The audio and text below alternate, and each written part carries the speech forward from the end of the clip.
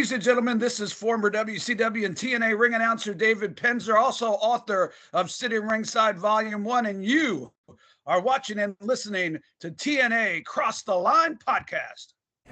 TNA Wrestling, Cross the Line.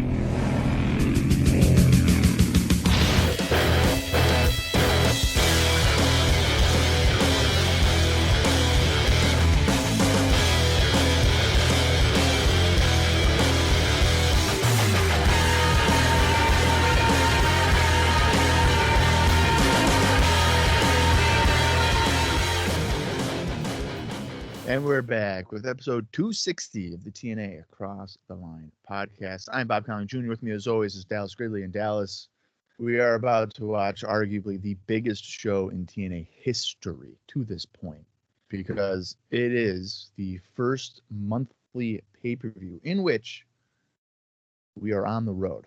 We are in Plymouth, Michigan for Bound for Glory 2006.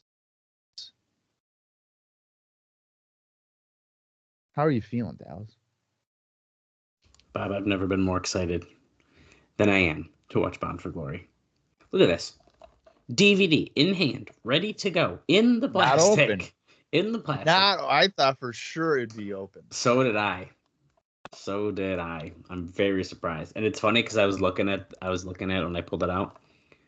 I don't even remember this cover. So I've just had this. I'm surprised that it doesn't have a layer of dust on it. Interestingly enough, it actually says right on the front, Jeff Jarrett's World Championship for Sting's career, Special Enforcer, Olympic gold medalist Kurt Angle, as if it's like the tagline to the Bound for Glory show. It's kind of interesting. It's going to be the first DVD they released as Kurt Angle's face right on the front with Sting and Jeff Jarrett. I mean, who's not going to grab that off the shelf? And Bob, even just like you just said, on Sunday night, October 22nd, 2006, TNA Wrestling presented their biggest pay-per-view in company history. Oh.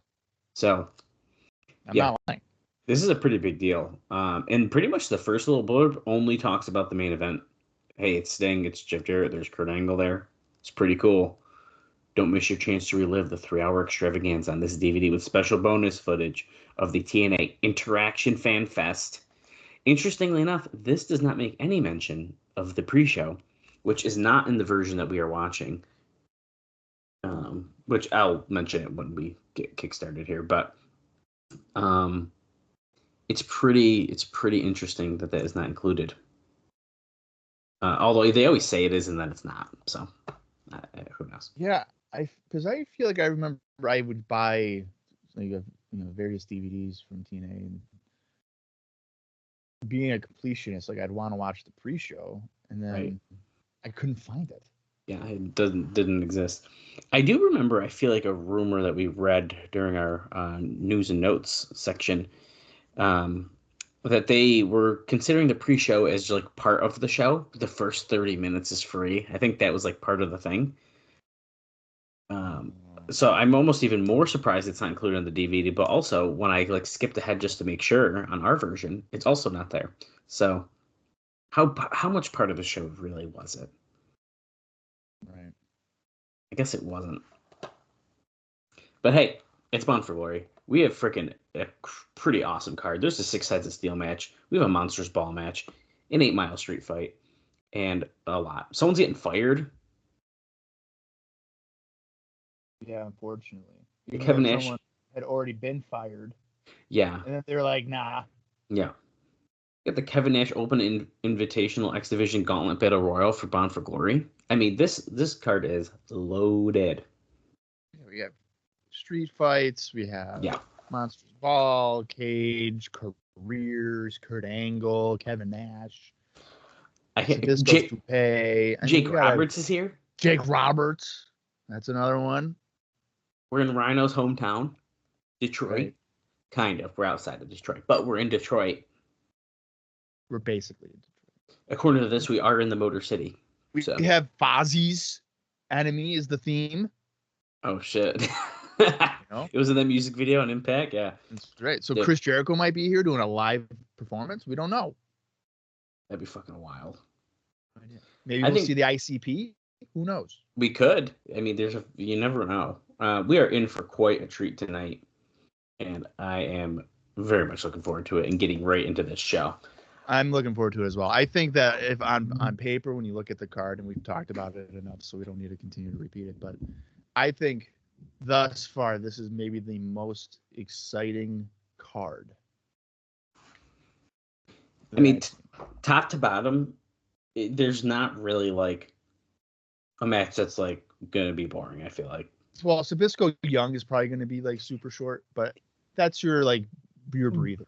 But and I feel like, I don't know. It also like makes enough sense to me that it doesn't bother me. Like it's not no. Yeah, no. I'm not saying like it's gonna be horrible. I'm just saying like, well, maybe even the 4-way tag is kind of maybe your. So I was thinking it too, but you look at all the teams in it. Team 3D, America's Most Wanted, James Gang, and the Naturals. I mean, those are your teams here. Yeah, no, I know, but I think that when you compare it to like everything else. Well, when you compare it, yeah. I also don't even mind a little battle royal action, especially because there may be a Starborn tonight. Actually, they kind of said it. They kind of already said it. So I'm even looking. Sometimes I'm in the mood for a little battle royal action. Yeah. Now, is it? I'm assuming like the Kevin Nash one is going to be kind of like a number one contender match, like a gauntlet for the gold type of thing. Oh, that's a good question. I feel like that's the only way they do battle royal, so I would not be surprised. So I guess we'll have to tune. So let's enough of the hoopla. Are you ready for some Bound for Glory? Oh, I've never been more ready. Let's get into this 3-hour epic event, the biggest show in TNA history to this point. All right, let's do this. If you want to watch along with us, head over to the TNA Plus app, where you can find your own personal collection. I guarantee this is on YouTube as well. This has got to be on YouTube, dude. I would be stunned if you could not watch it on YouTube. I'm typing it in. Yeah, it is. Okay, perfect. So you can do any of that. I'm going to count down from 3. When I say play, that is when we are going to start watching. 3, 2, 1, and play. This is TNA, the new face of professional wrestling. And Bob, as we're kicking it off here, our preview or a pre-show match was Robert Roode defeating Lance Hoyt in 4 minutes, and I'm assuming he announced who his manager is because it is listed on Cage Match as Ms. Brooks. Oh. So that's not even a dark match. That is a televised. Yeah, that is on the pre-show. So that is official. Well, you know what? We technically knew this anyway because of the tits. I mean, it was pretty freaking clear. Yeah, so it's not like we don't know. So, yeah, we know. Right. All right, so I forgot about that too. We are getting reliving the history of this moment in time. Yeah, so awesome Barry Scott highlight package here to get us going. Tonight, history will be innovative. Yes, that's right. Sabin and Senshi tonight. Maybe Sabin won't be acting like a jackass. Ho! I hope. Runt, Raven, Abyss, and Samoa Joe in a Monsters Ball match. Samoa Joe just thrown in for the fun of it.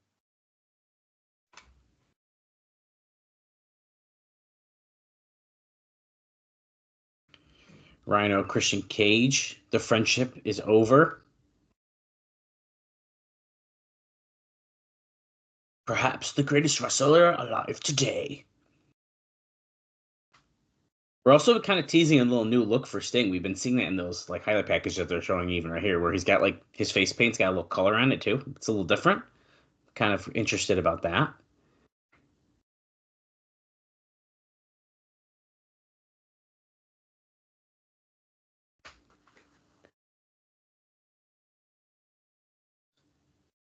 Tonight the dream is realized.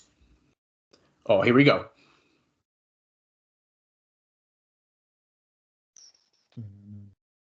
Oh, Mortal Kombat Armageddon by Midway Interesting. It's not really a spoiler. So Midway is who did the TNA game.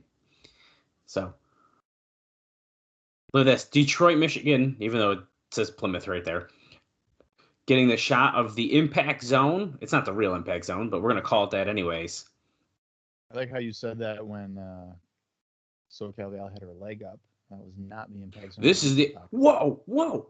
Pyro. Look at all those pyros on every single ring post. They have a fire. Again. Dude, you can tell it's in like a real arena because it's way louder. Like the pyro going off. Look at the stage is huge. We only have one stage. There's not tunnels. It's a little sad, but it's looking packed in there. I mean, they definitely look. It looks good. Oh, we're starting with the opening contest. 700 miles. That was somebody drove. Oh, baby. Big, sexy Kevin Nash. We're starting out with the hold on, I got to look up what it is again. The Kevin Nash Open Invitational X Division Gauntlet Battle Royal at Bound for Glory. He's got the trophy. Looks like the Rex Cup. Is that a bowling trophy? Is that like I can't tell if that's somebody bowling on the top of it. I bet you it is. It does look like a bowling trophy. I think it is. That's hysterical. That's what it is.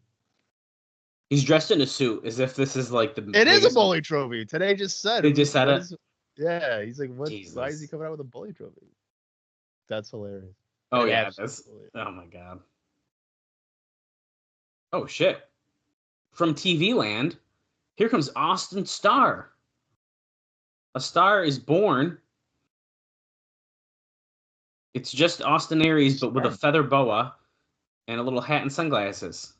And he's got a star earring in.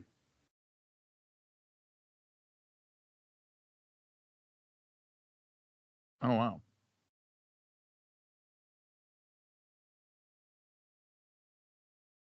What? Oh, what? So they're saying he's influenced by Rick Rude, Cyndi Lauper.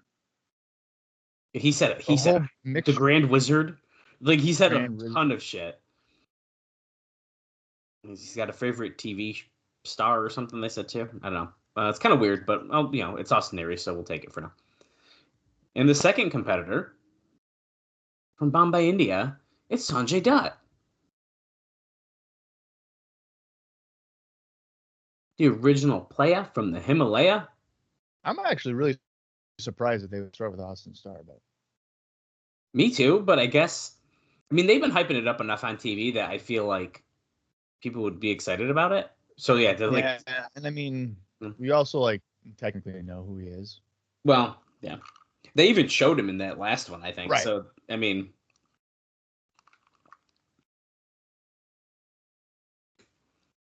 do find it interesting that. So it is like Gauntlet. Okay.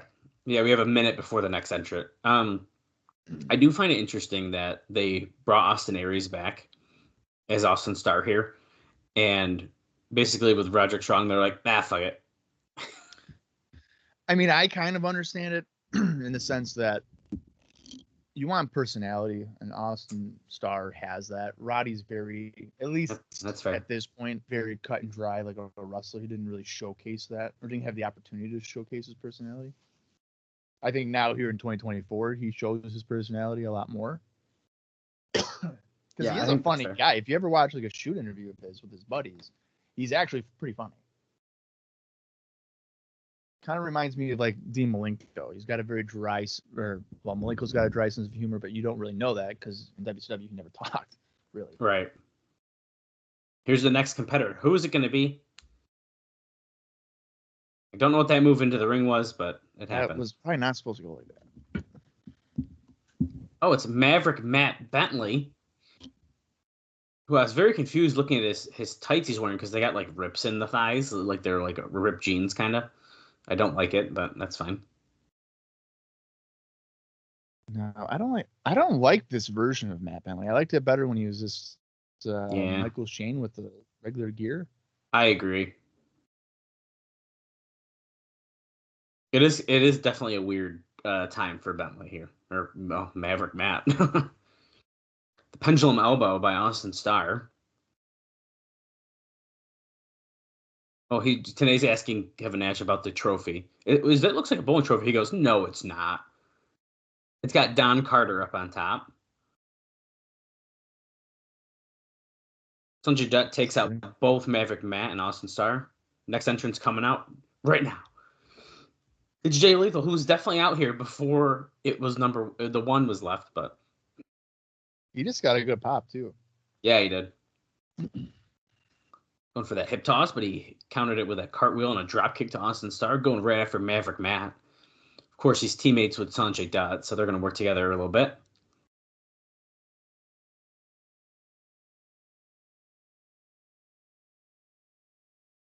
Bob, do you know if Sanjay Dutt, current day, is he like just not want to wrestle, or does he have like some kind of injury that doesn't allow him to? So my understanding was that he is like, there's not an injury. I feel like I remember reading that he just didn't need to put his body through it anymore. Mm. So it's is that kind of like Bobby Roode? Like, isn't Roode similar where he's like, he can, but he just doesn't? Well, Bobby Roode had a neck injury, and I believe I remember seeing that he's cleared technically. That's what he likes producing. Yeah. Oh, look at this, Bob. A1. I don't know what the fuck is A1 doing in an. It's not about weight limits. No, right. No limits. It's about no limits. And I think Tanae even might have just said that. Oh, Don West. So they say about it's no limits, but I feel like for the most part, these guys have all been a certain weight class. Yes, you're right. Yeah, so I mean that's a nice tagline, but we don't really follow that tagline at all. Yeah, that's correct.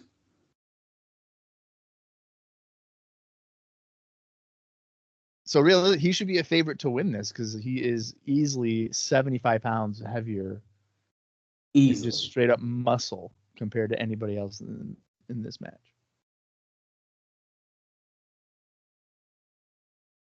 Next competitor. Zach Gowen. Really? Now, I just want to throw this out here. In a battle royal, both feet have to hit the ground. If he removes his leg, he can't technically be properly eliminated. Actually, okay. I was just thinking about this as you were saying it. He's about to take one off that's already going to be technically be on the ground. He's got the prosthetic on. But he didn't get thrown over. Yeah, but it's already If he removed it in the ring and then dropped it over the top rope, then yes, one foot has hit the ground. I guess that's true. Okay. He's going after A1 here, and then Sanjay Dutt. The single, like, moonsault. He's also a Detroit boy, so that would make sense why he's here. Oh, okay.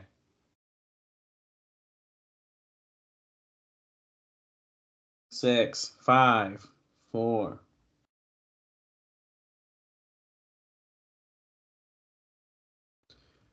Kazarian. Also with the rib, I'm not liking this look.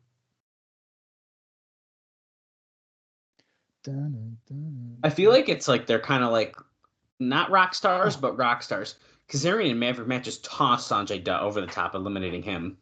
I don't know if I'm really getting a rock star vibe. See, I feel like not like it's more of the vibe of a rock star, but not actually a rock star. I'm getting more of a vibe of they casually ride skateboards and play hacky sack sometimes, but they're not. Oh, wow. Okay, so I also say the rock star thing because I do believe that they both like play music, and so I feel like they're trying to bring that persona into their characters. Well, Bentley does, I know for sure. I feel like I'm pretty sure Kazarian does. Yeah. Yes, he does. He does because even recently he's played on the Jericho Cruise with his band. Okay. Serralda. Okay. I thought we weren't seeing no part of that anymore. Entrance was graceful. The way she was walking was weird, and then the way she got in the ring was weird. And then Kazarian just backhanded her. Now, for fun, is she also? No, she's from Canada, so that's close. Yeah, it's close enough. It kind of makes sense.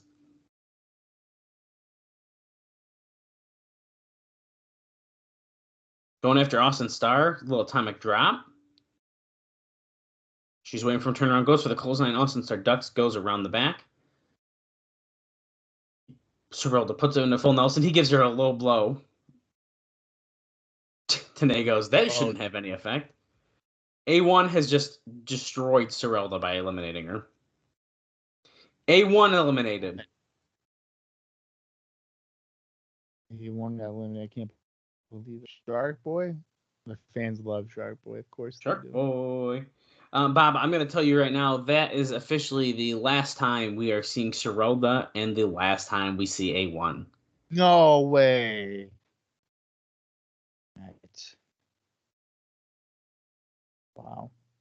What a run. At least in an in-ring capacity. What a run. Did we say Shark Boy's out? He's out. So.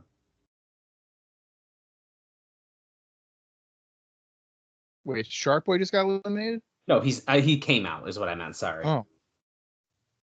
Gotta be more specific. Yeah. The next person comes out in about 14 seconds.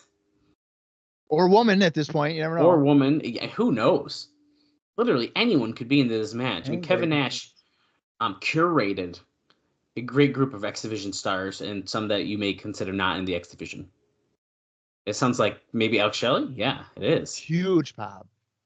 Yeah, big pop for Shelley, whose hair is long enough that he can put it in a little bun now. That's pretty interesting. I didn't know his hair was that long yet.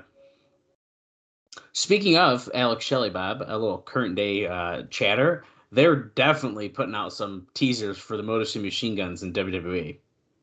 I don't know if you've been seeing those. I haven't seen any of them, but I've heard. So the first one you could argue maybe is not. The second one, they show an 8 Mile sign. It's like, okay. But it's main roster, right? It's main roster. It's not NXT. That's good. I probably still won't watch, but the Motor City Machine Guns I really like, so it's piqued my interest a little bit. Is it for Raw or SmackDown?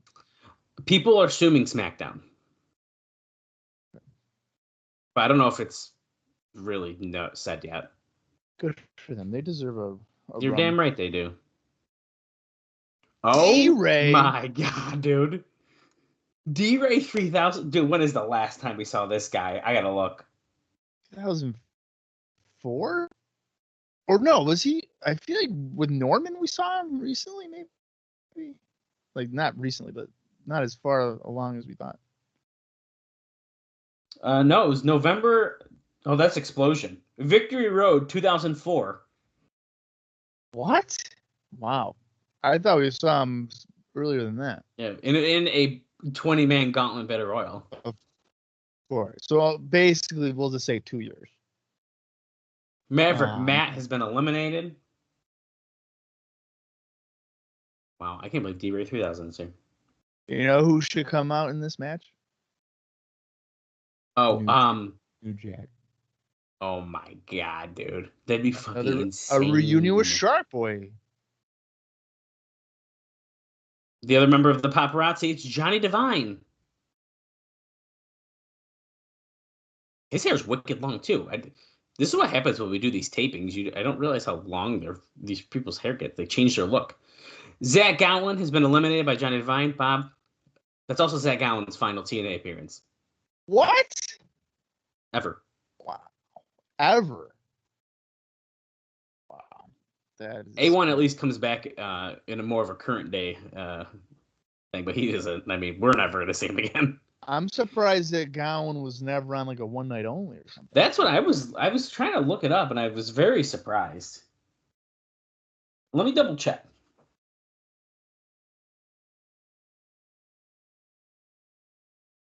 Yeah, no.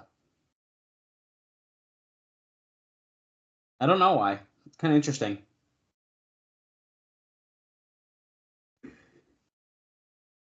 Oh, hell yeah. Say my name. Prime time, baby. Haven't heard this song in a while.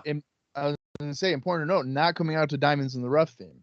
Right, and if you remember, just a few weeks ago, as he hits the buckshot lariat. A buckshot lariat.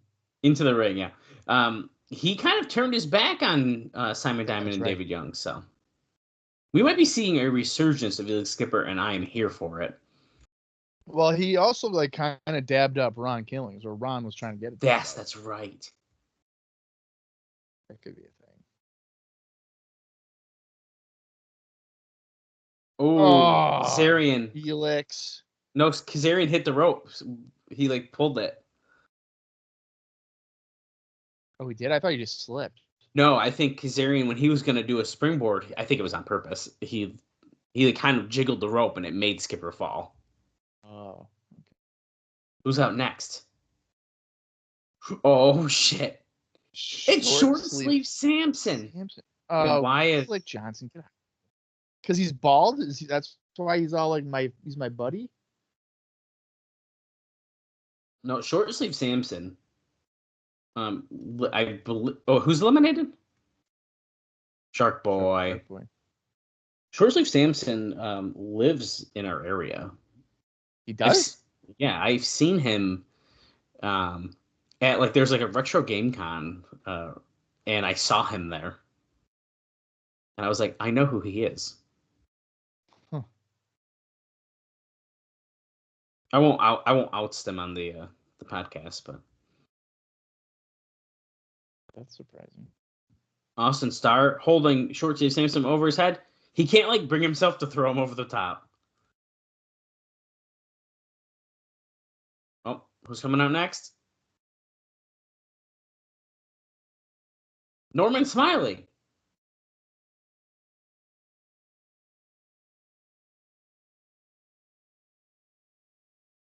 Oh, he's wearing the hometown team jersey. I don't know what team they just said, so Bob, help us out.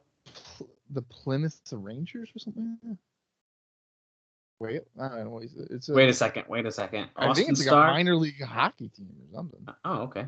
Austin Starr's going to get the big wiggle, and short sleeve Samson's going to do the little wiggle on Johnny Devine.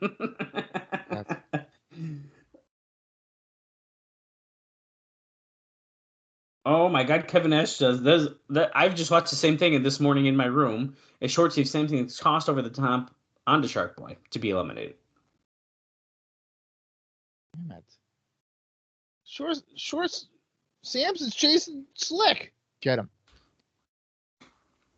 Bob, I'll also tell you that is the final time we see short sleeve Samson, the one and only.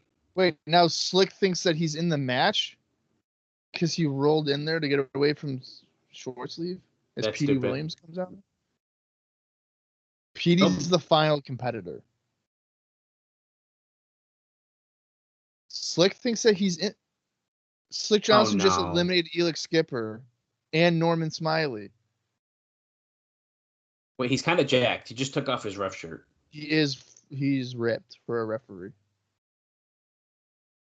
And then he just got eliminated by Pete Williams. He wasn't officially in, but yes, he's now gone. So left in the ring, Petey's going to hit the Canadian Destroyer on Shelley. Johnny Devine's here as well. Oh, he stopped it. He didn't hit it. And then we also have Jay Lethal, and we have Austin Starr. Are they not about to pull the trigger on Austin Starr here or what?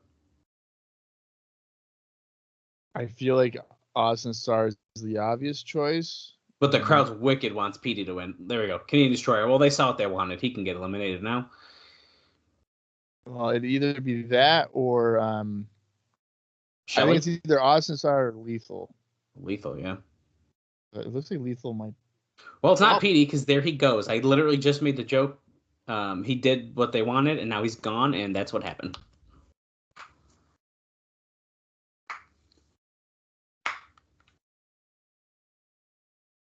Lethal is like dead. Johnny Devine's just got rid of Devine. This is a good final three. Shelley, Starr, and Jay Lethal. Randy Savage, Superstar Billy Graham. They're saying all of these, every name you can think of. I feel like what they're saying. So there you go. Shelley has been eliminated. Toss over the top. He lands on Devine. So we are Austin Starr, Jay Lethal, and of course, it's kind of like a gauntlet for gold, like Bob said. Now it becomes a match. There's a referee in the ring, Andrew Thomas.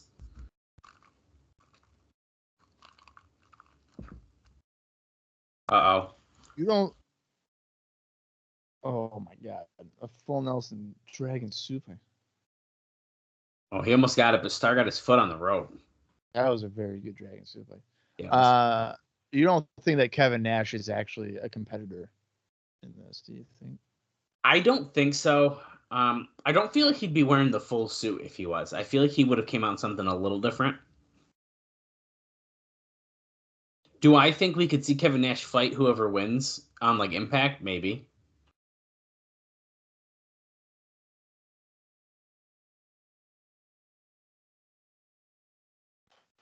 Oh, no, he's going for a Uh-oh. brainbuster. Brainbuster! Oh, Dude. And that's a 3. That Brainbuster is sick, dude. that will do it. Austin Starr gets the win.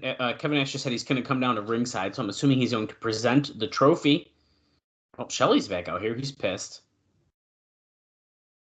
Well, I would imagine Shelly's jealous. He should be.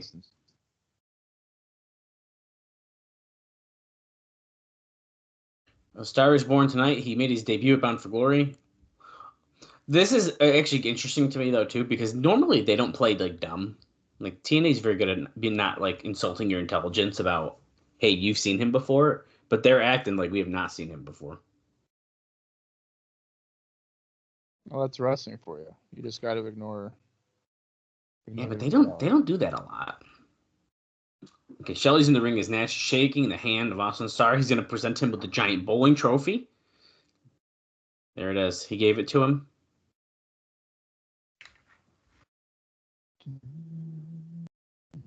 He's posing with it. Kevin Nash is doing the finger point.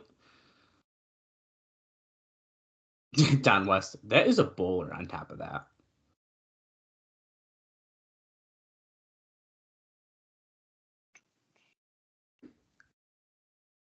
I just thought Christian Cage music was hitting. Starr is hugging Kevin Nash. Shelly and Austin Starr about to have a match. Oh, I thought something was about to happen, and we cut to a highlight package. It looks like we're getting that 4-way tag team match up next.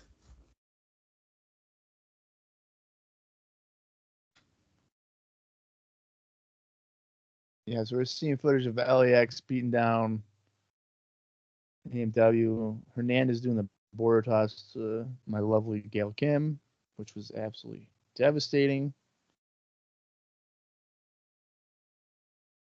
Rest in peace. The hell? Okay. Yes, that was from Gail Kim's not even there. Oh, wow. Because of that brutal attack.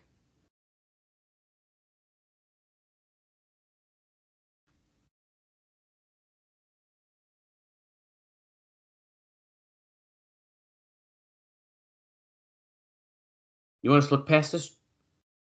JB, we are not going to look past what LAX has done to Gail Kim. There's a missing piece of AMW on the greatest night in TNA history.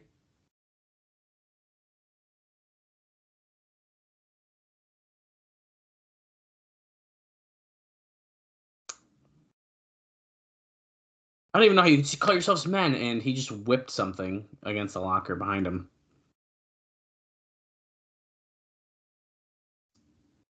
Whoa. Okay, he's talking about how they let... James Storm said, I don't know how they let people like you in our country. So. I mean, isn't Homicide from, like, Puerto Rico?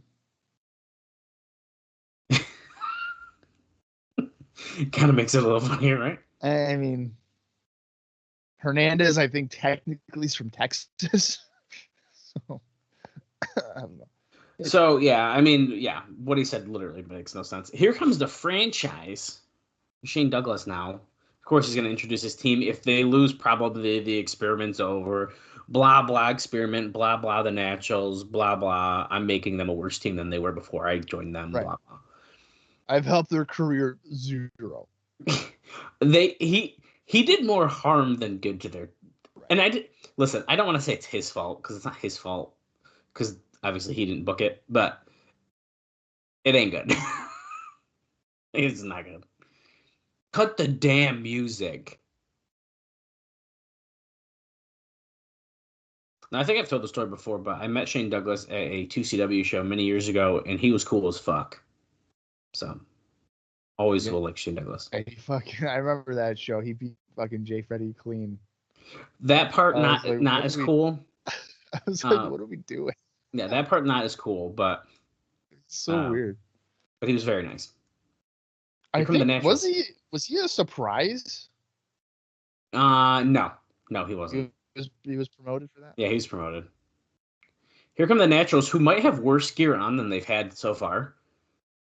What is it's literally the franchise natural logo on the front? It says FN, like franchise naturals, I think. The back is awful, dude. Look at the back. Oh my god. Maybe that's why the Naturals are so pissed off looking, because they know like their career is like they have to know this. Look, see, FN. Franchised Naturals. Ugh. Nobody move. Nobody gets hurt. Oh god, Kip. Does Kip have awful hair? Ugh. Ugh. It's like Kip pink. James' hair is like the type of person where you know they have herpes. Oh my god. Holy shit. Kip James, you can tell at this point, like his hair is definitely thinned too. Yes. So it's like long, he's got an undercut, but it's also like thin, so it looks just not great. Cut that shit off. Oh, they're doing like an X. I thought they were doing the Christian Cage. The fan in the crowd. Well, they are like cupping their hand. When I do it, I go straight up. They are cupping it like C's. I think you got to do like fist. It should be the fist. Yeah. But that's more like New Jack, though. Ladies and gentlemen, boys and girls, I don't know if I can ever get into BG James, dude.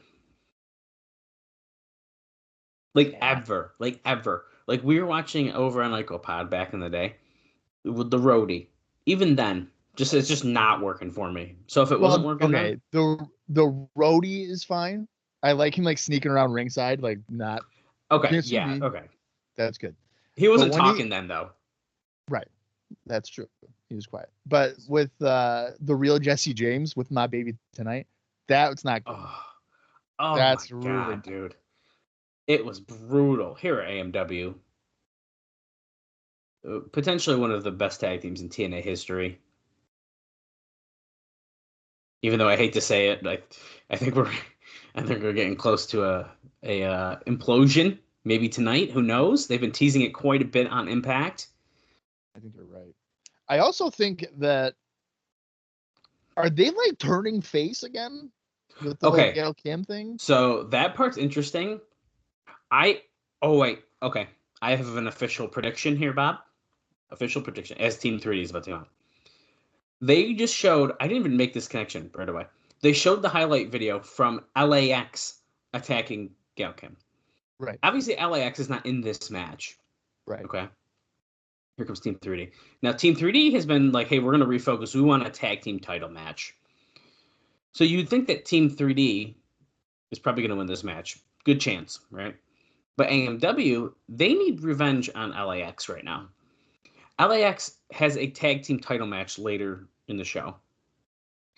I'm going to predict, this is my high-level prediction, that LAX is going to regain the NWA tag team titles, and they are going to fight America's Most Wanted for those titles, potentially at the next pay-per-view.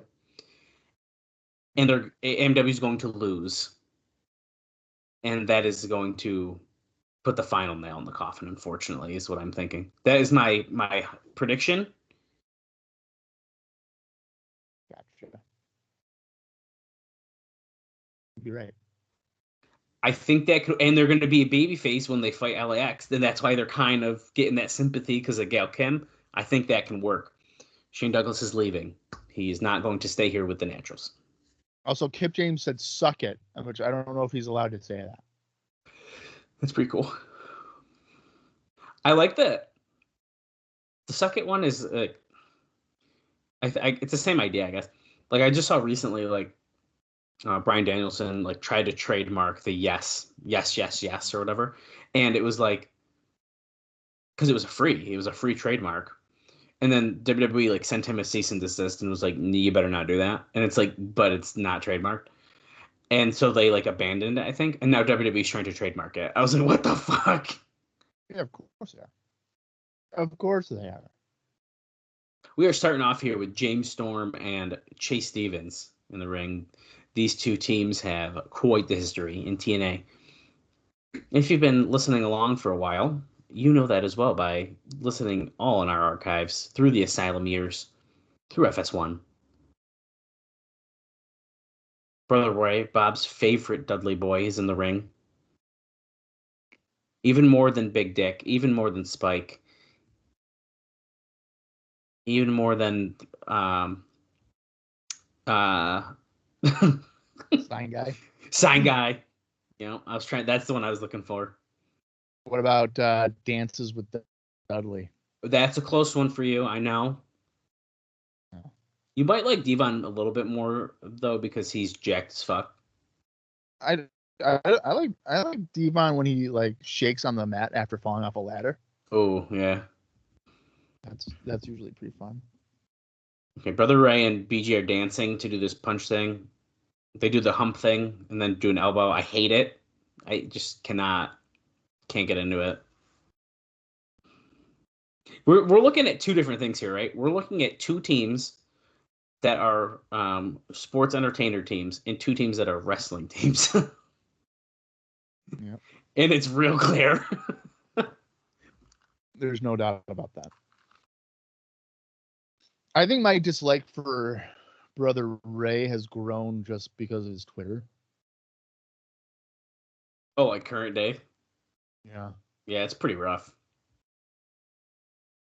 Well, how many people are going to jump on the all I can do is be negative and shit talk stuff to get like engagement? Yeah. You got like Jim Cornette's like the OG, right? Mm-hmm.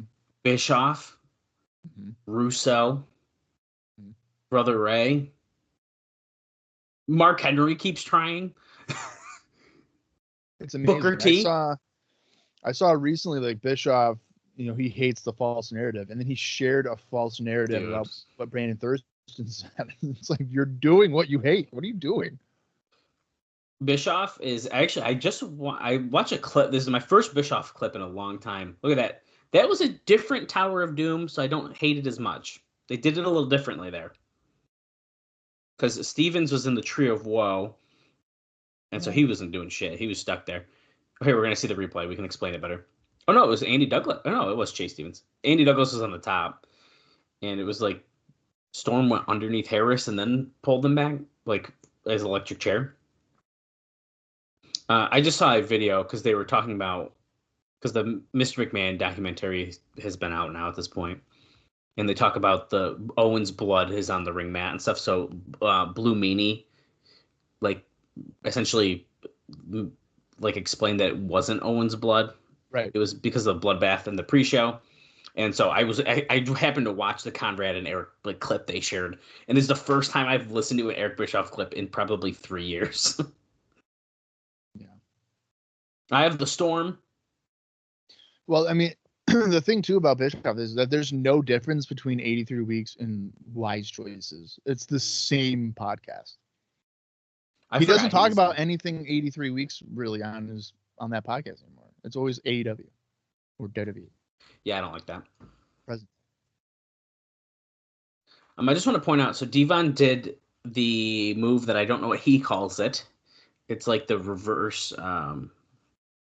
like reverse DDT, like a lifting. It's the saving grace. Saving grace. Thank you. That's what he called it when he was Reverend Devon. I don't know. No, I wouldn't be surprised if it's still that. Well, he did it to Andy Douglas, I think it was, and he pulled his tights enough that his dick almost came out. Well, if it was the Hot Shots, it would have been out. It would have been. And then Brother Ray did the sit down. He calls it something too, I think, but the sit down full Nelson. The Bubba Bomb. Bubba Bomb. There we go.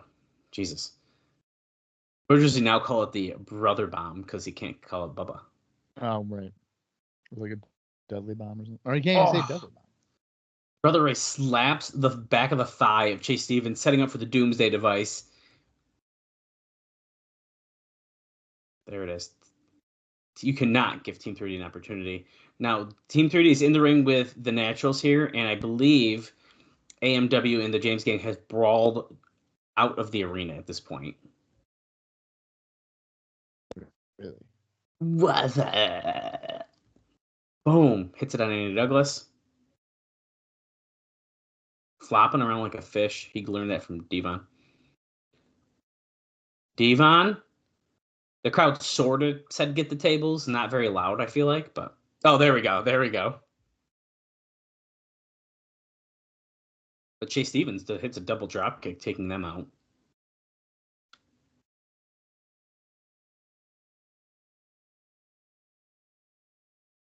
Natural disaster. Oh, shit. Oh, my God. I thought the experiment was going to continue, and Team 3D was going to go back to start at the bottom again, and they'd have to fight Kazarian and Matt Bentley once again. He kicked out, though. Andy Douglas off the ropes. Oh, Devon sidestepped. He hit Chase Stevens, and he hit his own partner. Oh, no. Setting up for the 3D. That's going to do it. 1, 2, 3. Now, the fact that they teased a table and then didn't use a table is kind of sad. Maybe we'll see a little post-match table action, but... Okay, maybe Shane Douglas will go through it. The audio got very quiet for some reason. Well, there's Shane Douglas. Maybe you're right. Why did the audio just get so quiet? Is it production issues? Is it the version we're launching? I don't know. Long history, dude, between Shane Douglas and T3D. I'm afraid it's gonna suck. I'm afraid it's gonna turn up wicked loud. But yeah, he's basically screaming over Andy Douglas. Chase Stevens getting back in the ring. Chase hit him. Super kick him. Oh, he slapped Chase after he tried to turn him around. Guys, you don't need to be bullied anymore. You're a very good tag team. You don't deserve this from this grizzled veteran. But that's it. Okay. Well, we're outside of Samoa's locker room, which they put a sticker on a door. Those are the same kind of stickers that you put on your mailbox to put your number on. Uh-oh. Here's Jake Roberts. Jake Snake is there looking for some crack. You really want to see the snake?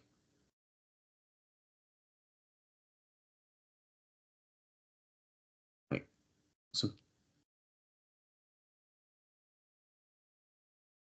Oh, Jesus Christ. Sometimes if you hold the snake and you are really nice with it, sometimes it grows a little bit. Is he making essentially a penis joke about snakes? Yeah, sure sounds like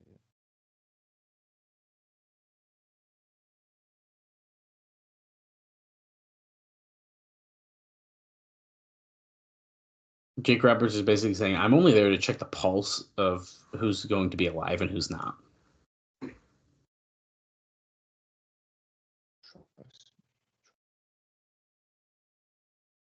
I'll make damn sure you want to see the snake. I hated that, but that's okay. It looks like we're heading into the Monsters Ball match next. I don't really understand the point of Jake. No. It's lost on me. In fact, I'd rather him just not be here, but... All right, well, I'm going to go pee real quick, and then... Well, Bob's breaking records here. This is the earliest he's gone into pay-per-view, I think. I know. Well, when I have a Red Bull, fuck. Well, we're seeing that highlight package here.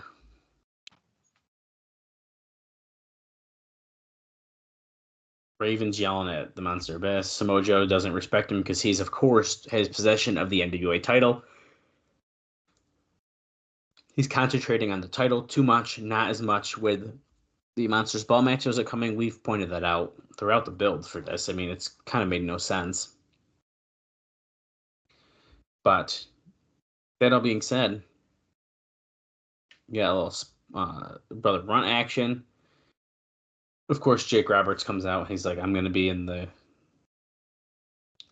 He's going to take you to the labyrinth of your mind.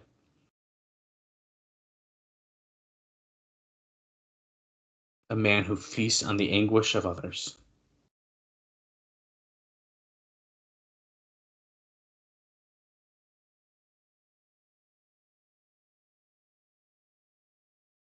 Yes, Samoa Joe, we know he's undefeated. Of course, they show him with the face-off with Kurt Angle.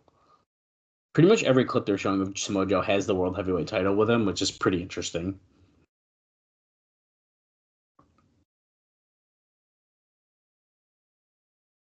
Monsters Ball, the signature match. Brother Run, Raven, Abyss, and Samoa Joe about to face off here. We have an official match card for this one.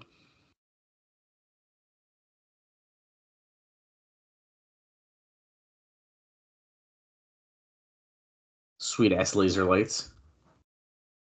First man to score a pin or submission. And here's your special referee, Jake the Snake Roberts, who's wearing a red shirt tucked into jeans, tucked into cowboy boots, and of course he has a bag with him. And what could be in the bag? It's gotta be the snake. It's a smaller snake than he had on Impact because he could walk straight, so that's good.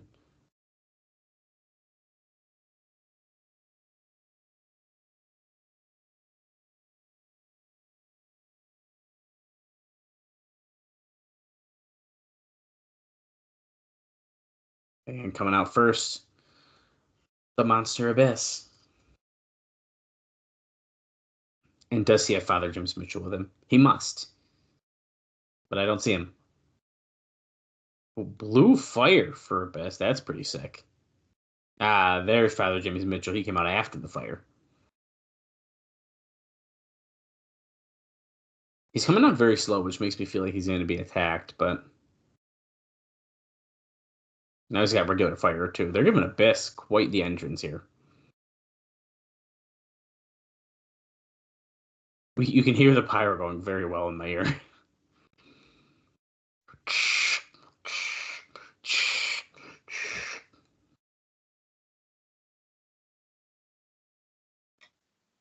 What about Raven?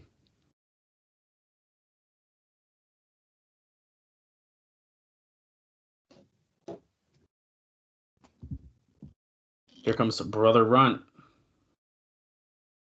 What the hell? He's got a red goatee and a blue mohawk. Yeah, he's going nuts. That is quite the look. That's a really interesting look. I don't know if I get the red goatee part. The blue mohawk's like fine, but...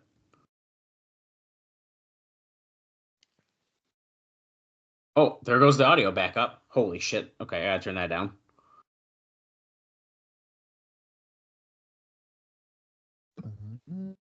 Here comes the next competitor from the Bowery. It's Raven, who is wearing a quite interesting mask. Is that like a BDSM thing? Oh, they're saying it's like a Hannibal Lecter thing, but there's a hole in the mouth that looks quite suggestive to me. Get your man out of there. Is that where the snake goes? It's to keep his jaw aligned. Oh, okay. Everybody knows that. Anybody that regularly goes to the dentist knows that. That's what that is. Right. I like that Raven keeps doing stuff like this where he's just coming out normally dressed, but then wears this mask as if it's like a big entrance. Like, look at this cool mask I got on. I don't even have a cool jacket on, but... And here comes the undefeated Samoan submission machine, Samoa Joe, who should not be in this match, but he is. And Bob, you missed it, but in the highlight package, it was very focused on the fact that Samoa Joe was not focused on this match, and instead focused on the NWA World Title. And every single shot was him just holding up the World Title. And there's even a clip where Raven says to Abyss, like, he's not focused on this, you know. So, Jake Roberts has rung the bell, and look, they are cornering Samoa Joe because they think he is the weakest in this because he's not been ready for this match. Which is a crazy thing when you have Brother Runt right there. Yeah. Samoa Joe getting tossed to the floor by Abyss.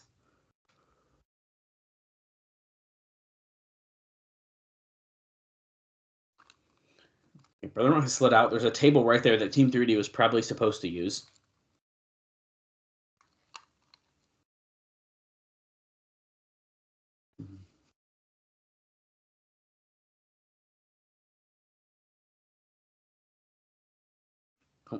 Irish whip drop toe hold to Abyss onto the chair. Runt going right after Raven, though. And a little hip toss of Brother Runt onto Abyss. Smojo grabs the leg of Raven, tripping him. Raven slides out of the ring.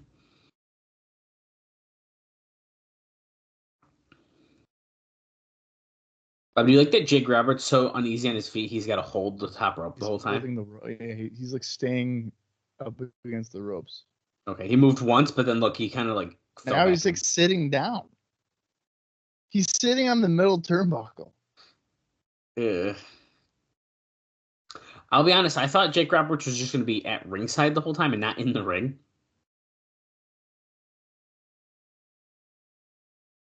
I mean, they called him a special referee here, but I thought he was going to be like an enforcer. Like, he was just going to happen to also be there. Imagine you're Jake the Snake Roberts, and you've been pitching to get a job for months. You finally get that chance. They're like, yeah, you're in. And then this is what you're doing. Well, you can't even stand upright. I was just going to say, Runt ducked the clothesline there, but Raven got taken out. Abyss pops him up, throws him down. Yeah, he like begs to get a job there. Okay, you can be on Bound for Glory. It's our biggest show we're ever going to do right now. No way. Oh, shit. Runt thrown into the crowd, and the crowd throws him back.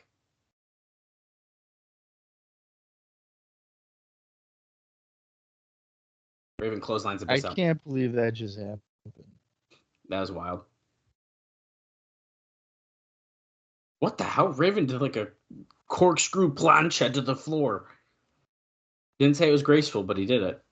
Oh, it's Monsters Ball, man. You gotta do what you gotta do. That's right. Yeah, so Jake Roberts is like, awesome. I can't wait. And then on the biggest show they've ever done, he's sitting down on the turnbuckle. Huge dive by Samoa Joe, taking out all three other men. That was pretty impressive because he just casually landed on his feet. Yeah.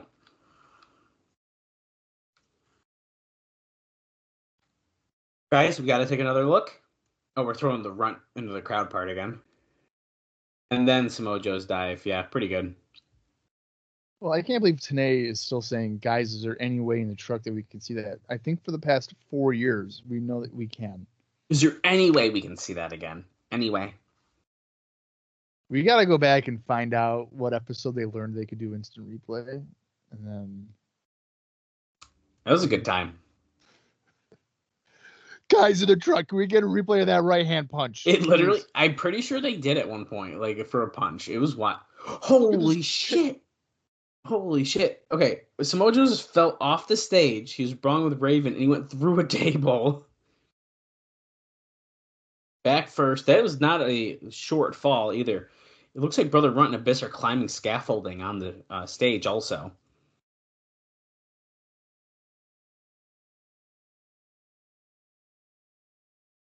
He's hitting Abyss's head against the scaffolding. Uh-oh. No. Oh my god, he chokeslammed him, and he just like looked like he just landed on like the stage. Like there's no give. Like plywood or something. Nothing. He did not go through or anything. Nope, he didn't go through nothing there. What are we missing? Get off Roberts. Oh, Abyss jumped onto him. How do you miss that? Oh shit, they did go Okay, through so whatever. it does look like there's some kind of mat.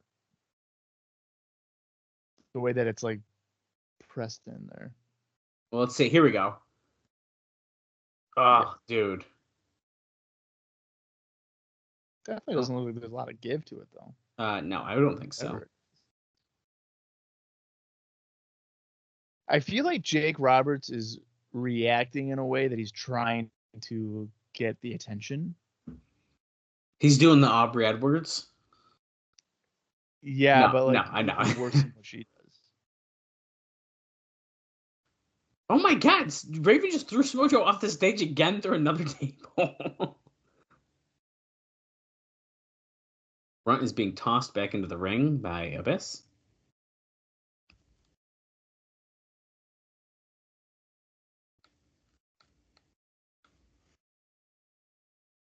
Going for the cover.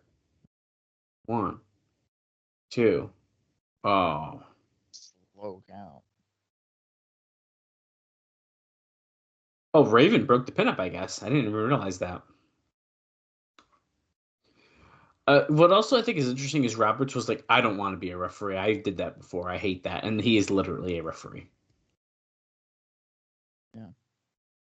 Although I guess that might have been more about the I don't want to wear the stripes. And he's not. So I guess he's got that going for him. Well, I think like TNA mentioned something about like encouraging the violence or something, but he's not really encouraging anything. No, he's not. That little senton. The earthquake splash onto Raven by Abyss. 1, 2. Okay. Well, at least he's consistent with this logo.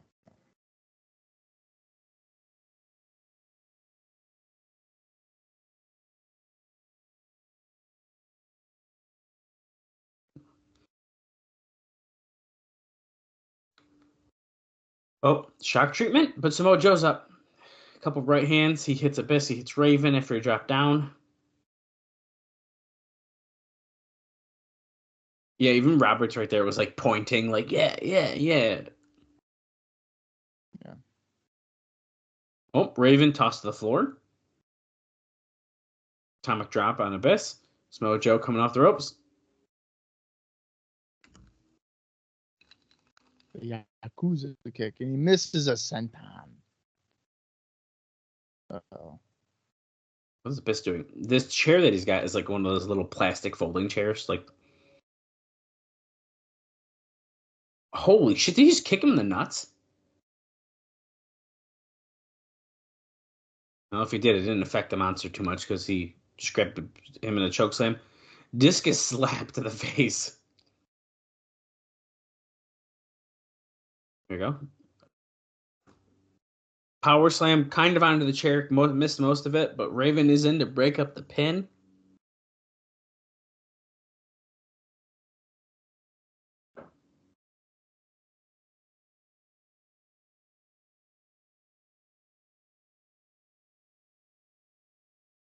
Little drop toe hold action.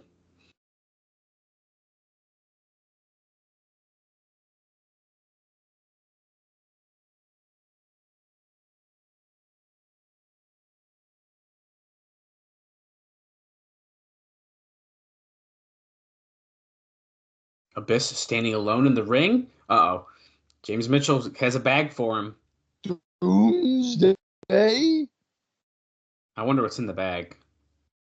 Could it be bracelet beads? Could it be Legos? Jake Roberts says no. Don't use the thumbtacks. I have my own bag, which is definitely more dangerous. Raven is getting Jake Roberts and Raven are arguing here, and then boom, Raven went right after him. Oh, Raven effect on Roberts, but no. Jake Roberts grabbed his bag and like pulled it away. What's going to be in the bag? Abyss is trying to undo the tie. By the way, if you guys are following along with us, we are at 56 minutes and 29 seconds into the show. First hour has been flying by. Tax? Oh my God, Bob, I think there may be potentially about 10,000 thumbtacks. Actually, I can't really say that anymore because we did see a match that there was definitely well over 10,000 thumbtacks, but it's true. Here you go. Raven got. Oh my God. Flew to the floor because Samoa Joe held the rope down. And then Samoa Joe's going after Abyss. And a little senton action. Abyss's face fell into the thumbtacks. Oh God. They're literally in his face. the one part of my body I would not. Oh want my god! It's almost dude. in his eye. Well, Raven's back in. Where is Brother Ron? Raven's back in with a chair. Yeah, We're over the back of Samoa Joe is as Ron he's got still, the like, choking. dead? He might be. I thought Raven was going to hit Roberts with that chair. He should. Joe was trying so hard to keep that choke in. Oh, look, Roberts taking the chair from Raven. Oh, no. DDT. Well, you know that was a dream come true for Raven. Oh, no. The muscle buster onto Raven. Don't do it. On the tax. Nope. Muscle Buster. 1, 3. Samoa Joe gets the win with a Muscle Buster on Raven.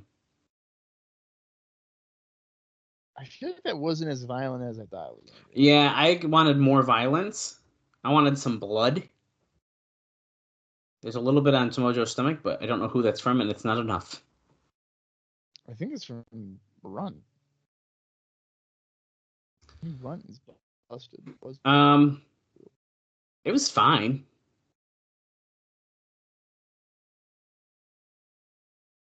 Give Joe the gold or he'll kill you, the sign just said in the crowd. I'm not surprised Samoa Joe won that, but someone else could have got pinned and someone else could have won. Oh, come on. Out of the 4, who's going to really win that? Abyss, I guess. You Abyss, yeah. Wait, Jake Roberts has got the bag. He's about to do something to Raven. Oh my god, the snake is on Raven.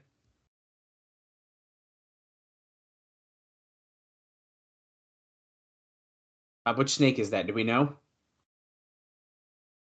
I don't know, Damien. It's still Damien from 1990 or 1988. No, it's not Damien. I think Damien died. Yeah, I think you're right. I think Earthquake technically murdered him. Eric Young is backstage, breathing into a bag. He's very nervous. Hyperventilating.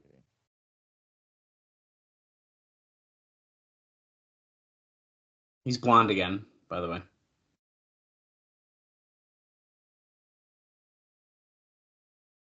If I get to keep my career and be all intact. What if he loses? He's fired. Again? Oh, let me tell you something. He's not wearing a toupee.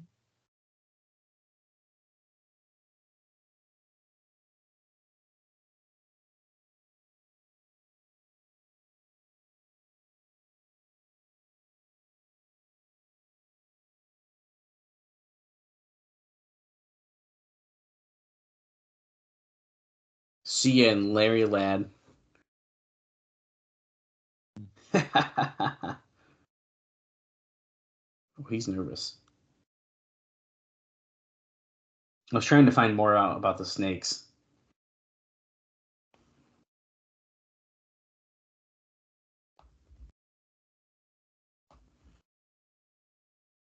Larry Zbyszko and Eric Young is up next. Who's going to get fired, Bob? Sounds like Sabisco. I don't know. I mean, Eric's already been fired, and now he's back. And there was like no rhyme or reason for it. There was like, yeah, no, I guess you're not fired. Even though that was the stipulation.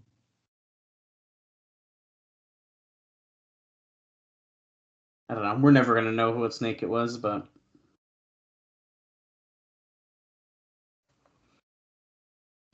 Oh, the loser of that match? That's who gets the job. That must be... They didn't show that on Impact, so that must be the internet thing?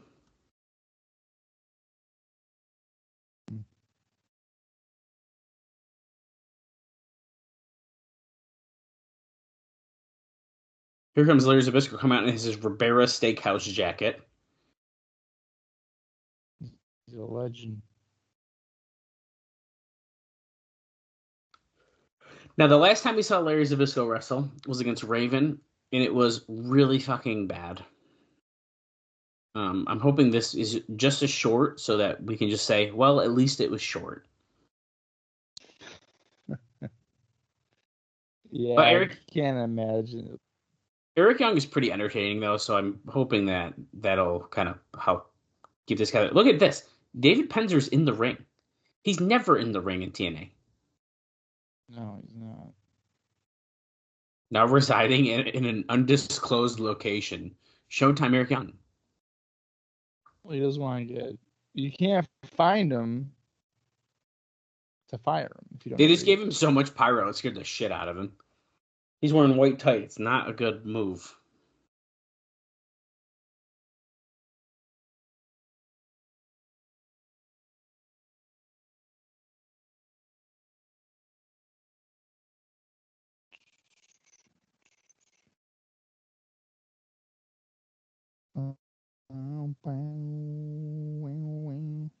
Come on, Eric Young.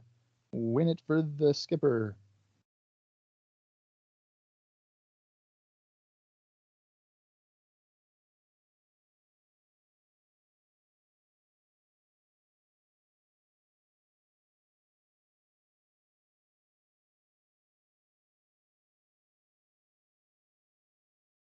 Don't fire Eric. Don't fire Eric. Don't fire Eric.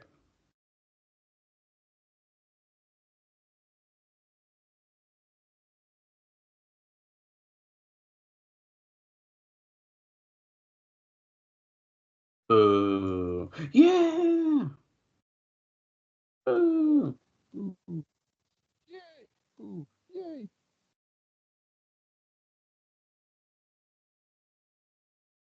Who is going to get fired, Bob? This is intense. I'm scared. Why are you scared of all the matches? You're scared of this one? Well, yeah, what if Eric Young gets fired and we really miss out? If Eric Young were to get fired, I feel like we would forget about it within about a week. We'd be like, oh, I forgot that he was even gone. No. There's a giant sign that says Fire Larry, which is pretty funny.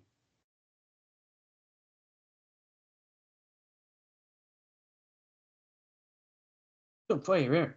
Don't fire Eric.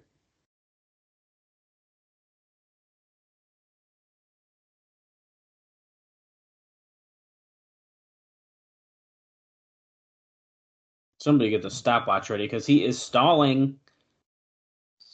Stalling. Boo, That's yeah. what you do if you're Larry Zbyszko. You just stall. Right. Stall and stall some more.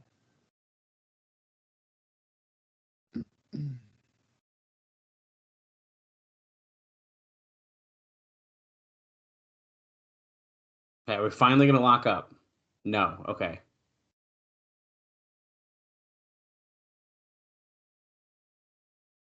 Bulgaria.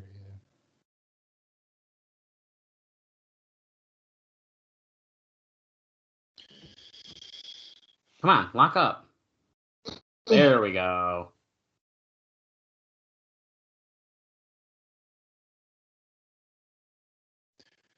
Kick to the midsection. Wow, look at that. Abdominal stretch. What is this, 1976? I mean, Larry Zbyszko's wrestling, so kind of. Look at him using the trunks for leverage. And of course, Andrew Thomas doesn't see it. Eric Young with a counter.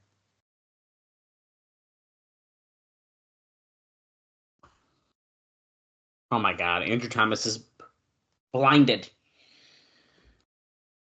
Yeah, he wrestled Bruno at Shea Stadium, by the way. He's got brass knucks. Low blow. Low blow. Okay, so this is going to be quick. This is good. And him. Yo, he's going to get disqualified for using the knucks.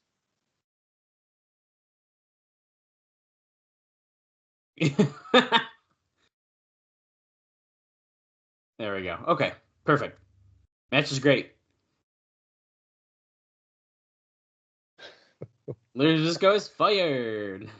the hell was that? What was the point of that? To get Larry Zbyszko fired. I think that Zbyszko. I think they should have came out with his wig on and did some wig jokes. I'm surprised he didn't have the toupee on. He's like, shh, don't tell him that the brass knucks are in my tights right now.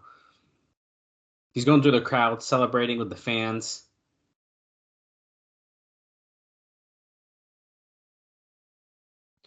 Okay, we're going to the X Division title match up next, Bob. And look at this. We're showing Mortal Kombat gameplay in between as if it's Senshi in the game.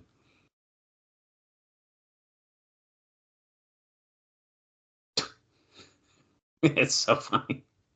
I mean, I can see how it's like relatable. Me too, but it's funny. Like, yeah. Okay. Yeah.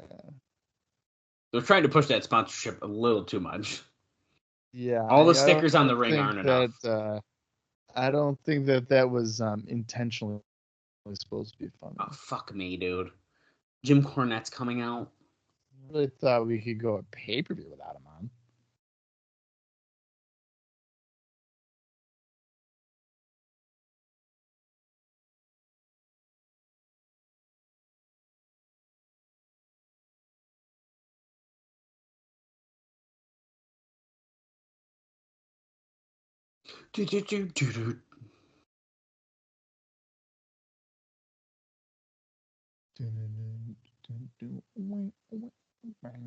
By the way, Cornette is here a lot longer than I realized. Why doesn't he have a voice? No, he lost his voice. Oh, he's sick as a dog. He makes his voice a lot less annoying.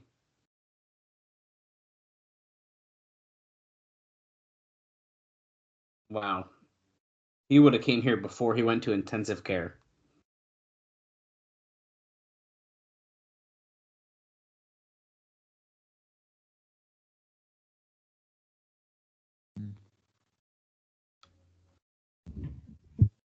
Yeah, the world title's coming up in like an hour and a half. What are we talking about?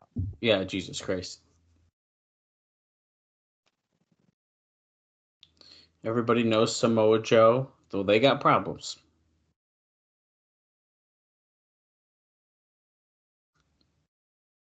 This is not the time and place to settle it. Yeah, wait, what a fucking heel turn. Good job. Just make the fucking match.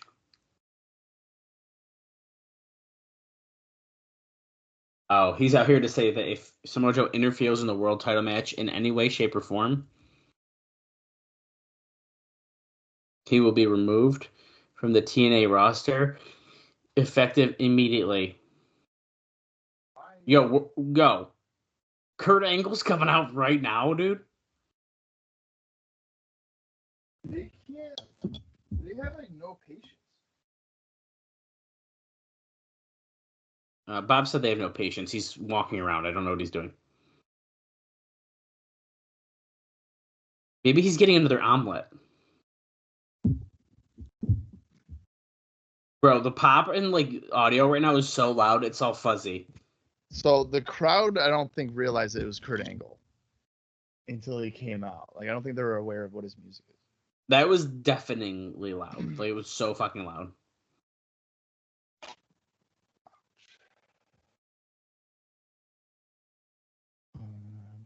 I love he's wearing his velour tracksuit with like the little stars inside. He's a fan of Austin Starr, of course. I think he looks great. He's a fan of Austin Starr.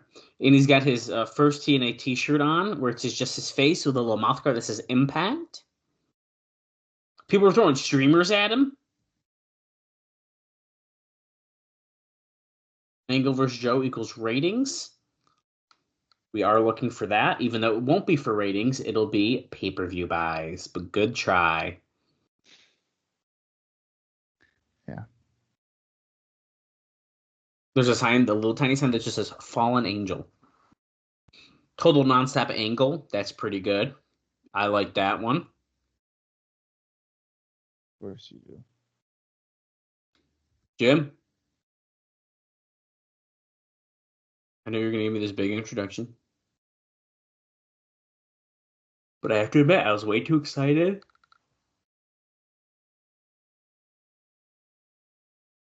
I wanted to come out here and kick some ass because the fans are champion.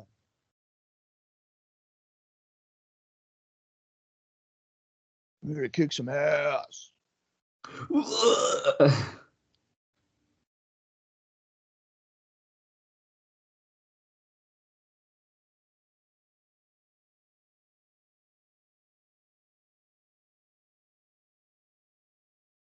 This is the best damn audience in the world. TNA all the way, baby. That's such a dad thing. TNA all the way. 6 sides, only 1 angle, which is not accurate because there's currently 7 angles in the ring. Because there's 6-sided curtain. Yeah, no, I think we got it. You got what you were putting down there. Okay. Just making sure. I'm going to call that match right down the middle. That's my job. That's why I'm here. I respect that. Why does Kurt Angle not have, like, a neck? His head goes in. It's just like... Right. Yeah, It's pretty insane. That's pretty intense, yeah.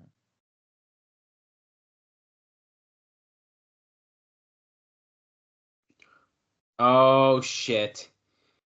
He doesn't blame Samoa Joe, but guess what? Samoa Joe's coming out right now, dude. We're about to see a Samoa Joe Kurt Angle confrontation at Bound for Glory right now.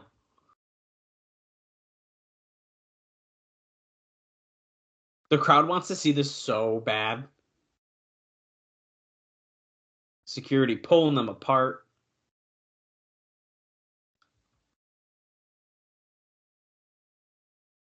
Joe's trying to throw right hands, but he can't quite reach Kurt Angle.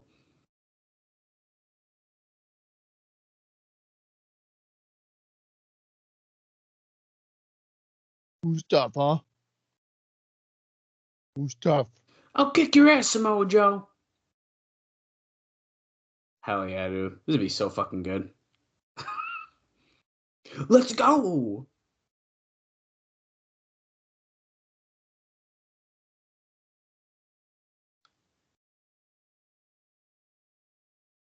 Here comes Joe. Joe broke out.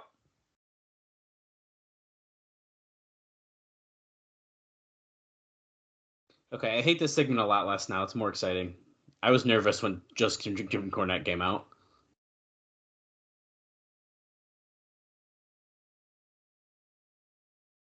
TNA. There's probably 15 security guards out here.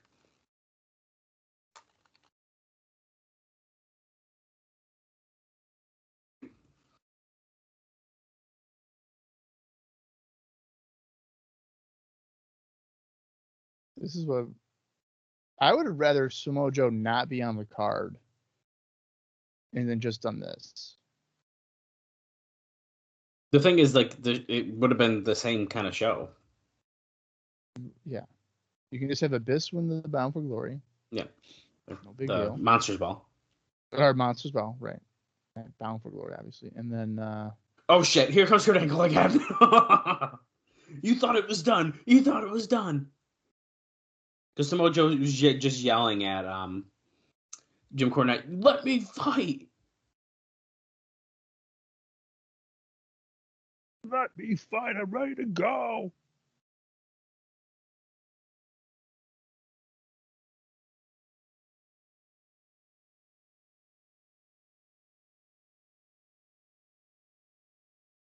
Joe's pissed, dude.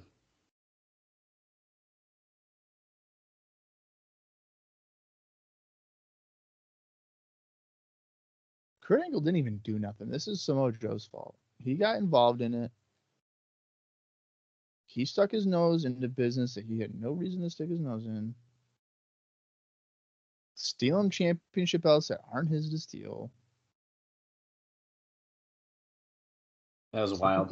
Typical entitled babyface. That's what he is.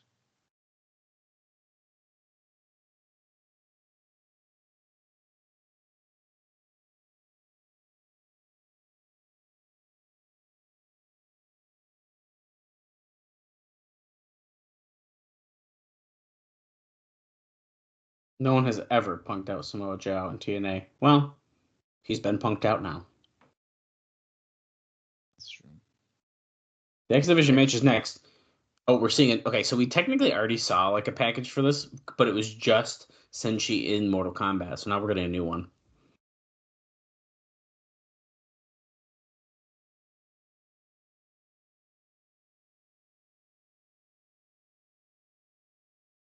The dimension that the only size matters is that of the heart.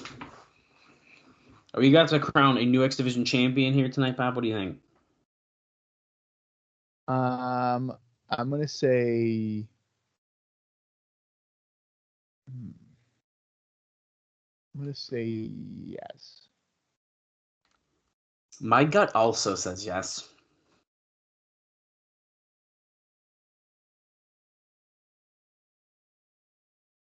But I don't see. I don't know.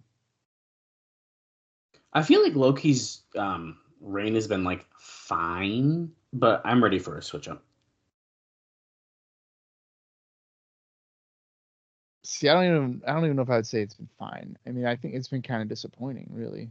Oh, I was trying to be nice, but Yeah, see, I'm not. See, we're two different people. You're nice in the sense that you find the positives in almost anything. and then there's you. And there's me, who's a realist, and if something No, sucks, I go, "Hey, that sucked." I'm a realist. That's not true at all. That's literally so false. Here's your match card graphic: Senshi versus Sabin for the X Division title. Let's go. Let's go. Let's go. Let's fucking go. First of 3 championship matches. Of course, we have the steel cage tag match and then the NWA World title and a career versus title match. X Factors, the rematch from No Surrender from the Jackass stunts he was able to retain last time. Senshi the Warrior, the champion. Sabin to TNA from Hell, Michigan, that is. Oh, God. So funny. Dallas is so fucking funny. I was just reading the X Factors. I can't take credit for Yeah, that. but you're so fucking funny, dude. Like, Is it my delivery? Yeah. It's just Thank the you. way you present yourself. Thank you. Here comes Chris Sabin from Hell, Michigan. So he's been acting kind of like a prick lately, especially to Jerry Lynn. Yeah. I mean, that was like a line, but that was bad. It was not a good line.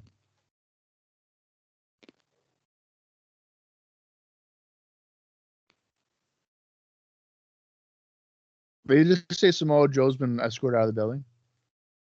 Oh, shit. Well, that makes sense. He'll be That back. also screams that he's going to, like, at least tease that he's going to come out, even though they said they're going to get fired. He'll be back. Yeah, that ain't the end of it.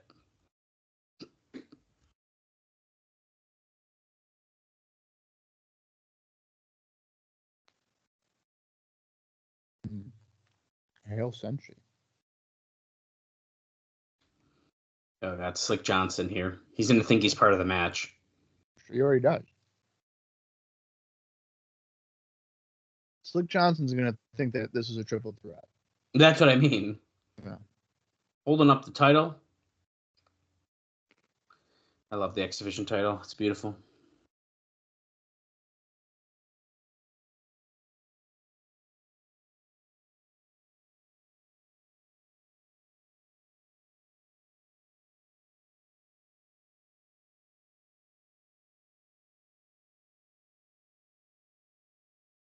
We have locked up. I think we're going to get a new champion here. I'm just hoping it's a good match. For Senshi's sake.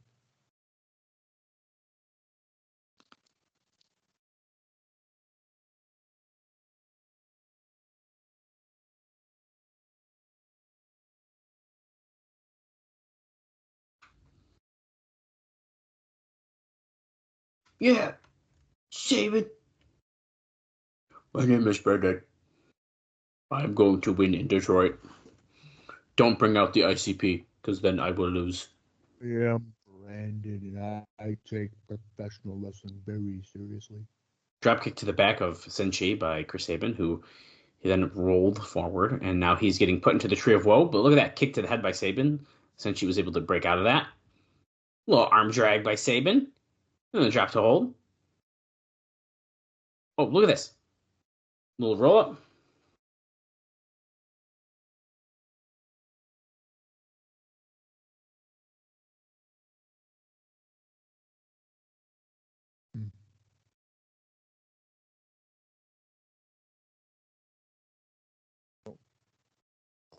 Little kick to the back of the head there.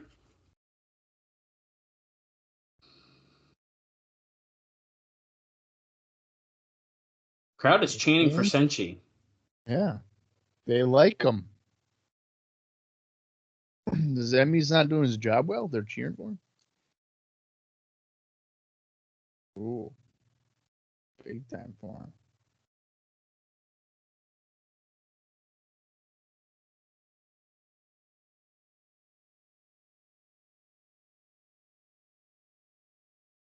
The most intense expression of Senshi. At all times. No shit. It's true.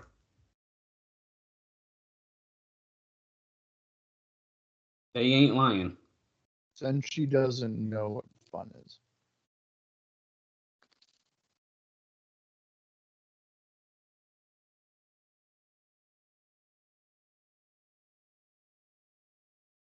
Let's see. He's locking in an armbar, kind of, but he's pushing down on the head of Sabin, trapping him on the back.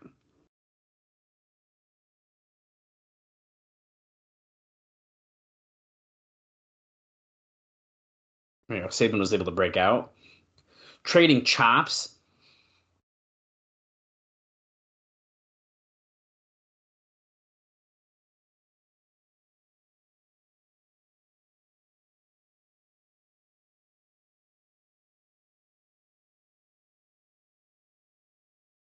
Oh, ran right into Senshi, putting up two boots there. Taking out Sabin, going for the cover, but that is a kick out at 2.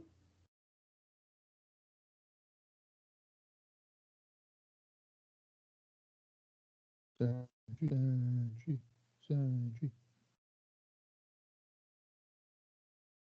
No, I'm only hearing people cheer for Senshi, Mike. I was I'm not going to say, really I don't know if I'm hearing really hearing Sabin chants, yeah. Which is pretty interesting, I got to say.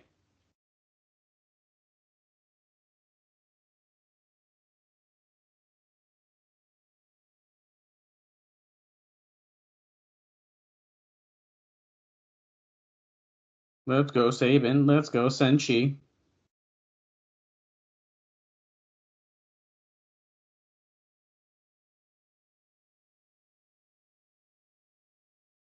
Senshi has control here. He keeps laying in the kicks on Sabin.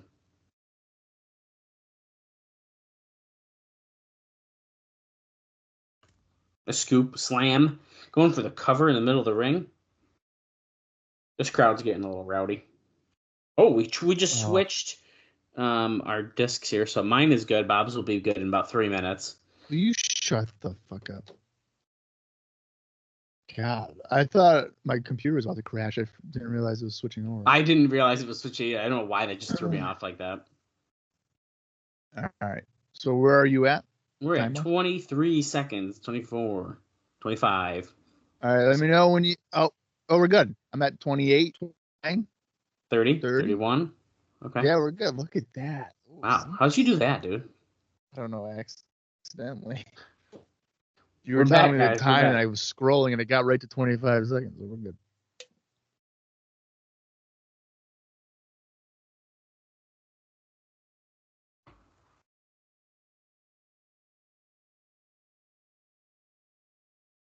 Oh, that rolling kick.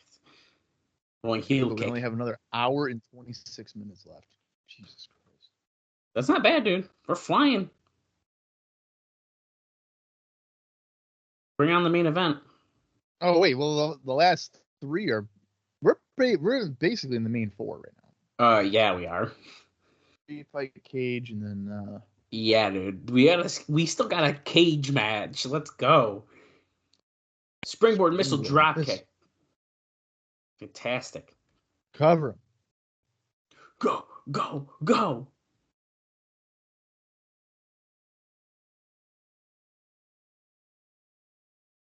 Clothesline, elbow, chop.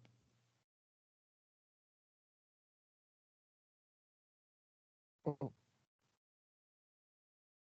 Senshi. Oh, for the floor. Sabin. Oh. Nice suicide dive. The angle of that was wicked cool too. The way they shot it. Guys in the truck. Can we see it again? We gotta see that again if there's any possible way. Well, here we are.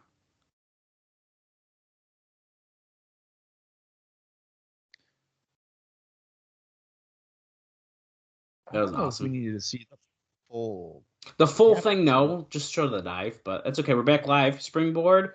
Oh, Senshi moved out of the way that time.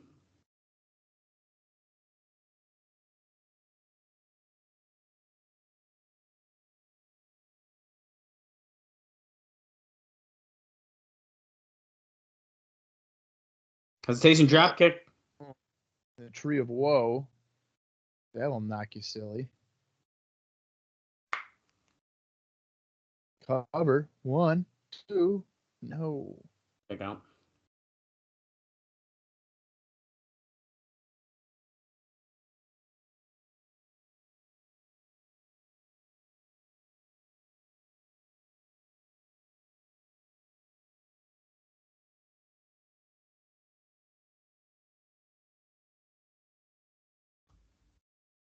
Oh, counter and cradle shot going for the dragon sleeper.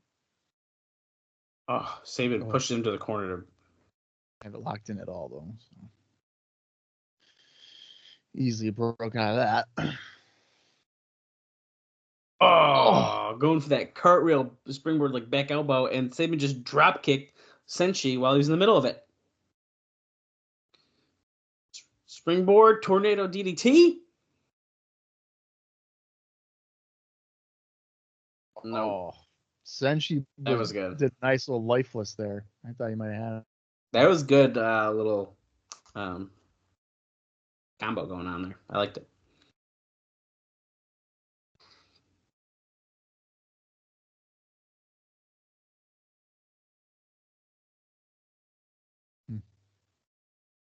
That action might be picking up here a little bit.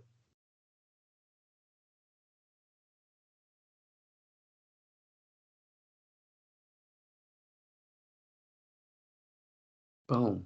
Laying in some forearms and punches in the corner.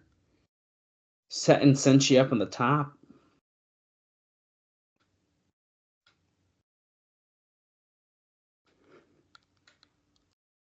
Oh, Hurricane Rana, but look at that. Senshi rolled through.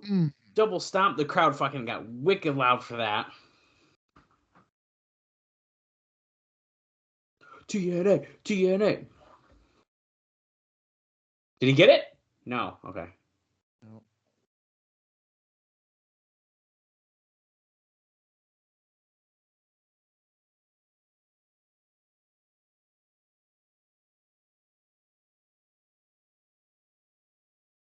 Little springboard kick there. Am I essentially going for the cover again? No.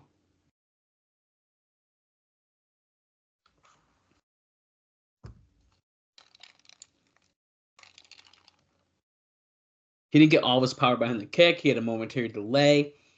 All of that goes into why he did not get a 3 count. He barely even got a 2 count. So that's why they call him the professor. That's right. Thank you, Mike Tenay, for your knowledge. Oh, shit. Huge boot in the corner by Senshi. Did you just knock one of his teeth out? Probably not. Probably a piece of gum or a loogie, but... Probably just spit, you know. Cradle shock? Nope. Senshi breaks out.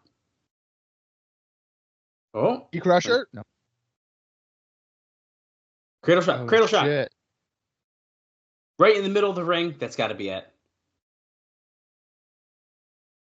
Oh my god. Oh, He holy kicked out. Who the fuck kicks out a cradle shock? Anybody? Damn.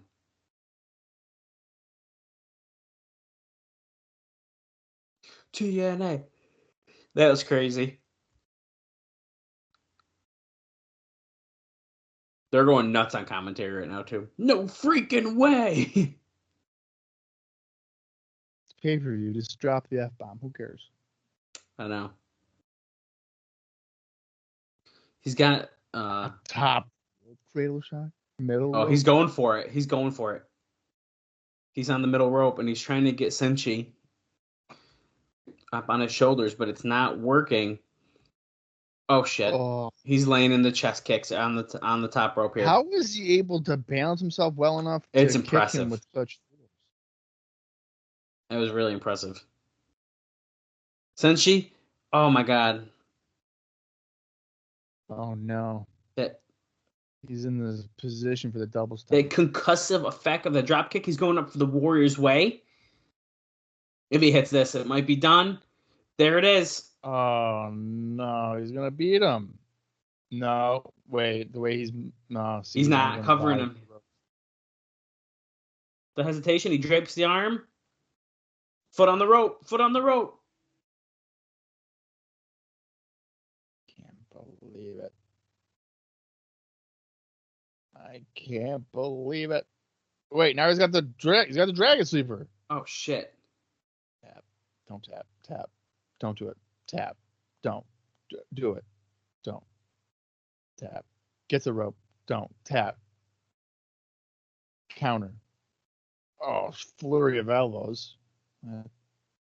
Wait. Inside cradle. Oh my god. Oh! New X Division Sabin champion. got him with an inside cradle out of the dragon sleeper. What a coward. It was the only way he could do it because he couldn't get out of that dragon sleeper well enough to then pick him up and hit the cradle shock. He had to get the inside cradle. But we have a new X Division champion in Chris Sabin, and here come out his friends, Sanjay Dutt, Jay Lethal. All right, that was better than. That was good. Well, you know why it was better, Bob? Because they didn't do any of that fucking bullshit jackass stuff. We had a real match, and here's Jerry Lynn. He looks happy. See? Not about BS, not about nonsense. They're saying it even in commentary. Yeah, is Jerry happy? He's clapping. Yeah, he looks happy. He's going to turn on him, but no. Here's They Christian always Cage. cut away from like what. Yeah, it's kind of weird. We're moments away from the 8 Mile Street fight between Christian Cage and Rhino.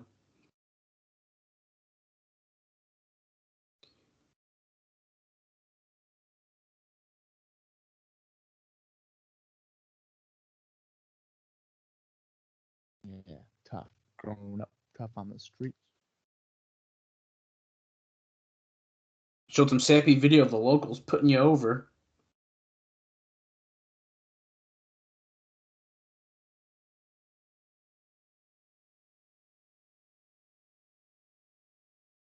So, Bob, just for reference, Chris Sabin, this is his third reign as X Division champion.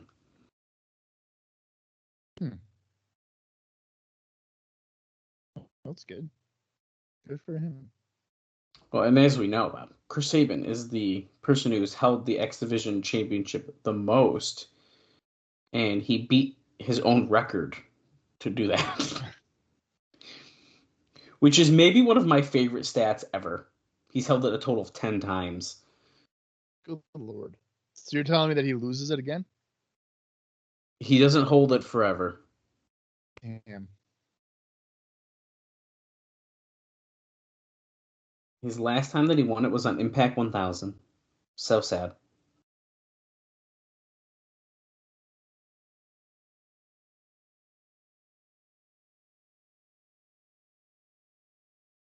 Oh, the Detroit Tigers suck. Boo. Oh, wait. That's what Christian's saying. Yeah. Because the St. Louis Cardinals walked in there and beat him. He's going for the clean sweep tonight because that's how I roll. Oh, wow. They're getting serious. Okay, Bob. Now it's my turn. Hold down the fort during this highlight package. Okay. All right, we're getting a video package highlighting the personal feud here between longtime friends Christian Cage and Rhino. And we see recently Rhino was bloodied, concertoed. He returned for a match at No Surrender. But guess what? Rhino lost that match. Rhino saying that in the neighborhood of Detroit, you don't work. If you don't work, you don't eat.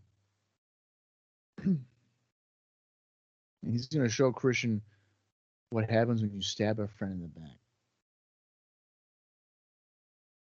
Oh, they have a little bit of an Eminem beat going on there. Oh, it's a complete rip-off of it, but we're definitely trying to portray this. This is what like WCW would do with other popular songs, just kind of take the beat and then riff it a certain way to kind of avoid a copyright. Gotta love it. Dallas is back. An 8-mile street fight. Christian Cage, Rhino, tonight. It's right now. It's next. You think it's going to be more violent than the Monsters Ball? I hope so. Okay, so we're seeing It should Christian. be because this is a far more personal feud. Right.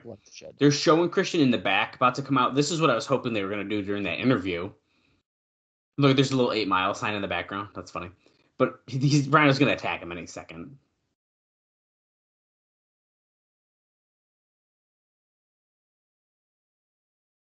Maybe? The person like kneeling, trying to be like, I'm not here. Wait. They were playing Christian's song, but now all of a sudden Rhino's coming out. Oh, well, I was wrong.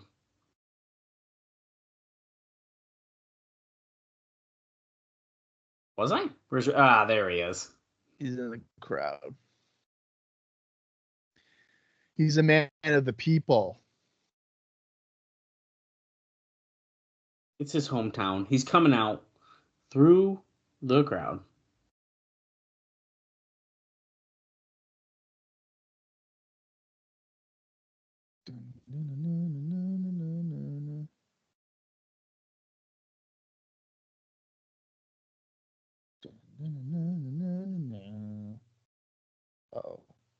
Oh, he's. Oh, is he gonna go find Christian now? No, he went up to the ramp just to get Pyro. Oh wait, now he's going up. Oh, okay. Oh, he's gonna go get Christian.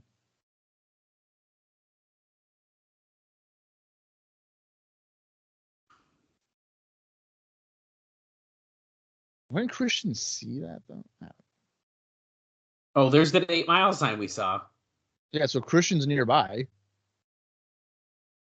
Christian's gonna attack him from behind. He's looking for him. Or the outside. Oh, it's a literal street fight. So that was Christian's entrance, but it's outside. Oh. Okay, that makes more sense. Oh, this is like a parking lot brawl, dude.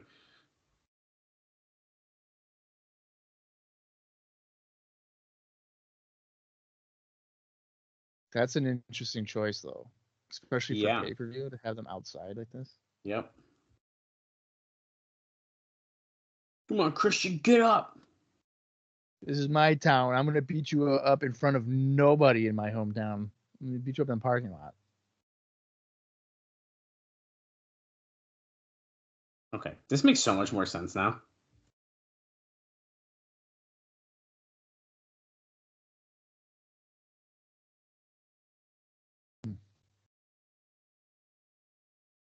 Wooden pallet. He's going to get splinters in his back.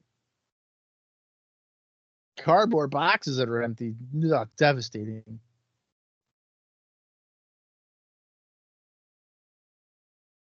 Okay, so we're brawling backstage. He's crawling at... Oh, he's on top of the Zamboni. This lighting reminds me of like the Boiler Room brawl between Undertaker and Mankind. Oh, dude, yeah. Where you can't really even see what's happening. Right. Okay, he's in the driver position. Is he about to drive the Zamboni out? He's at least starting it up. Christian's on top of the Zamboni.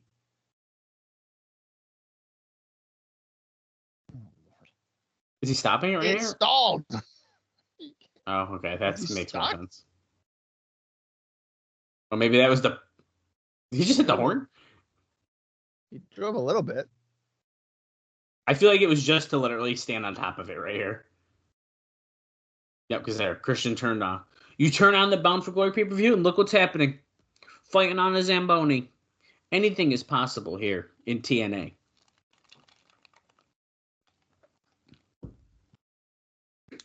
One minute you're fighting on a Zamboni. The next minute there's going to be a steel cage match. That's right. And then there's Sting. Like, literally anything. Look at, there's little lamp posts around, dude. To make it look like it's the streets of Detroit, I think. Not really sure why those are needed, but...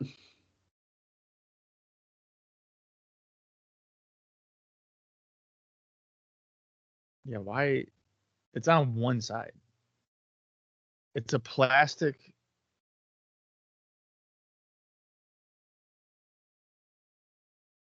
It's one of those street lamps signifying the 8 Mile street fight.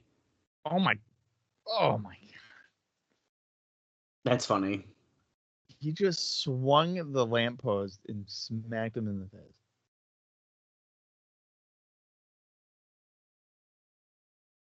A 25-pound baseball bat. Yeah, no kidding. Oh my God. 8 Mile Road street sign. In the ring.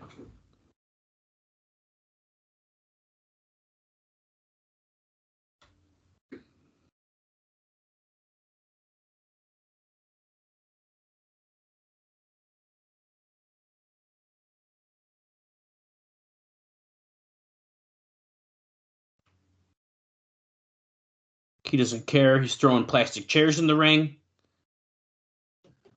He's pissed. He is fuming. Oh.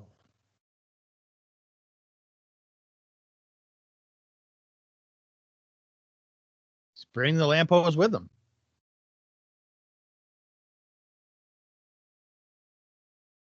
Oh.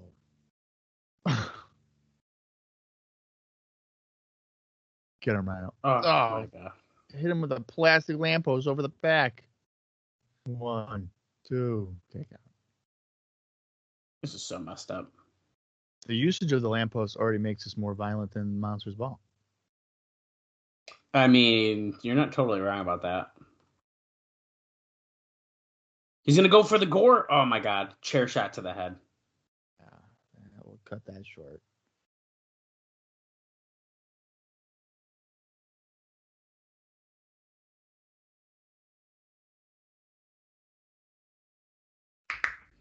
Rhino's holding his eye. He got fucked up. Has Andrew Thomas been the referee for every single match? Because I feel like he has. Well, I know Slick was. Oh wait, we saw Slick. Where's Rudy? I don't know. I don't remember if we've seen Rudy. I'm sure we have. Oh wait, Rudy. Rudy did one of the matches. He was? Yeah. Oh. Okay. I can't remember which one. Christian. I remember he was like leaning forward talking to one of them.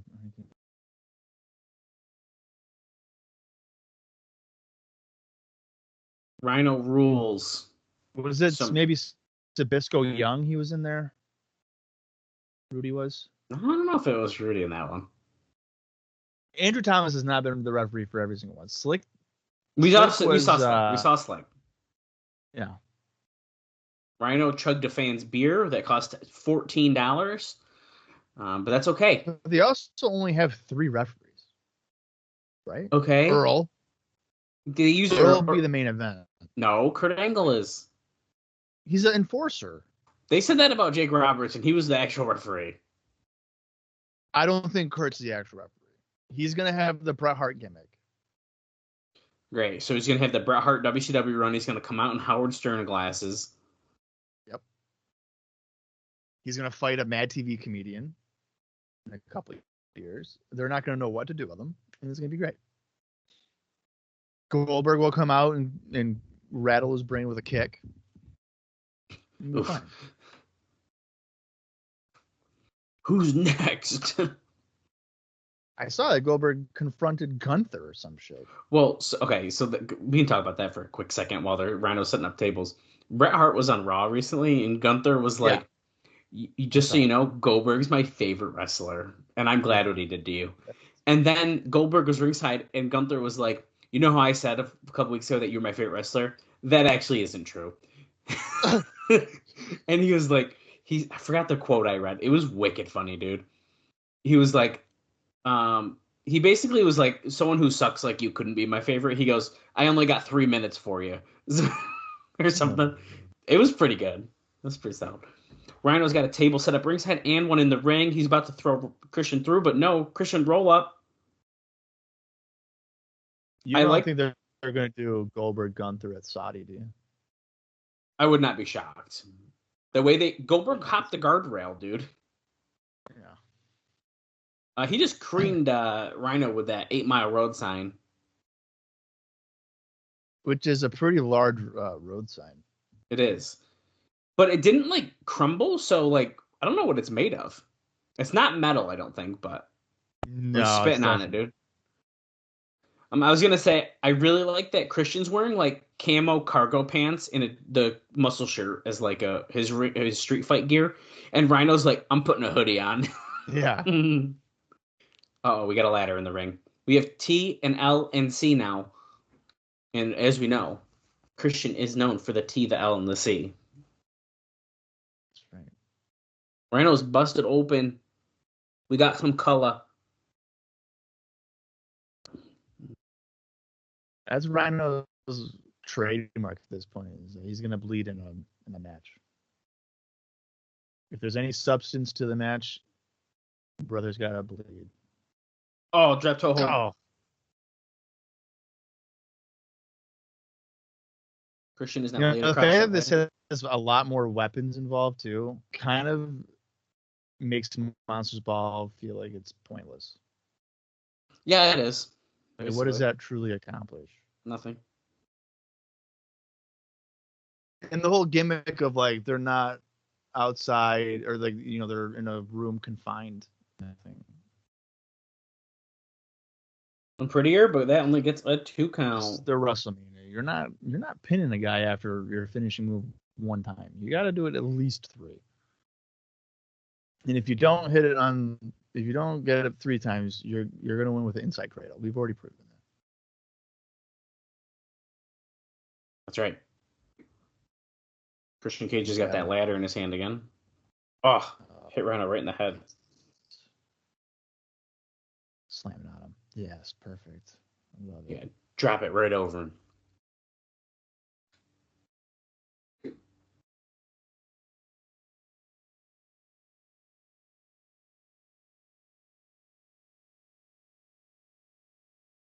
He's underneath the ring. What is he doing?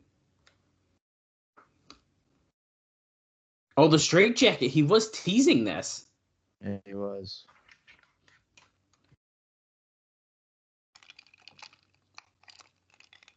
Choke him. Get him stuck in there and then chair shot him.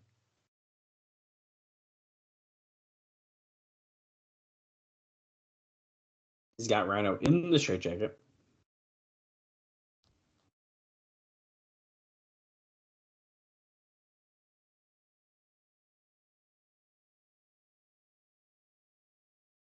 He's defenseless, dude. This is unreal.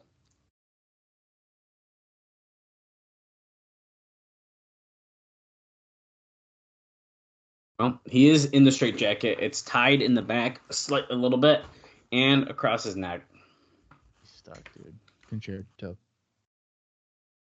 I would concerto him 7 times in a row. Oh, he moved.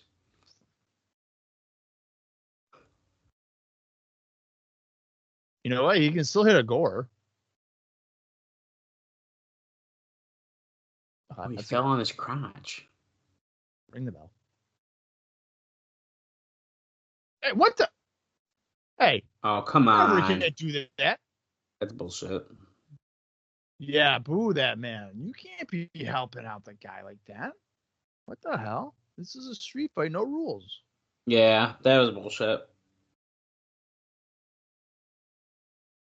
So we're going to the apron area, and there is a table right next to that. Christian's going for a suplex.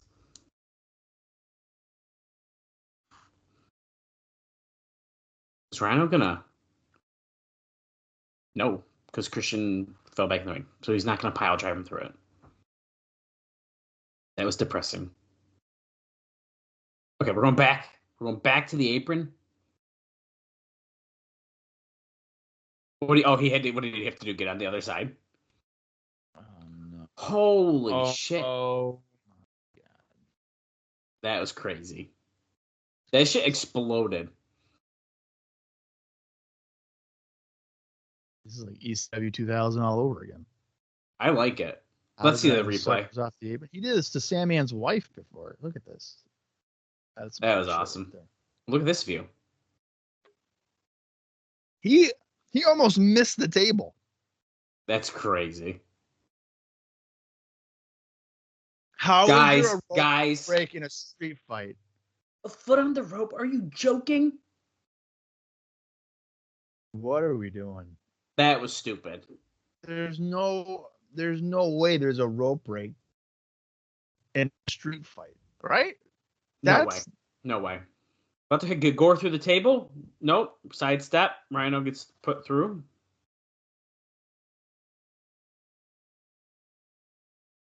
No, kicked out.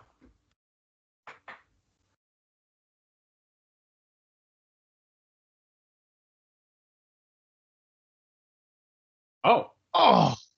The Rhino got done pretty right on top of the table. Dude. The broken table, I should say. That's the second time he didn't get it. This guy won't die. Kidding.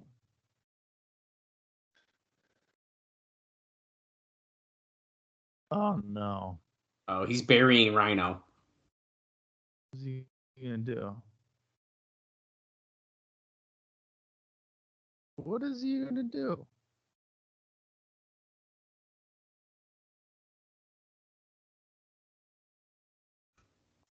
Oh, he's buried completely, and concerto.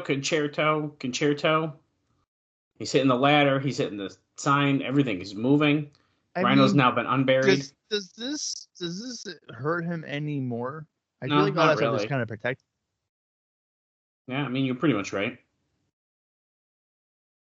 No, kick out. Oh, that can't be it. And that was the finish? I don't.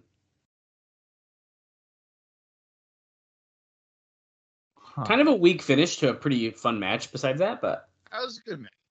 Yeah, the finish is a little, I don't know, but that was good. I probably would have ended surprised it with Rhino didn't win.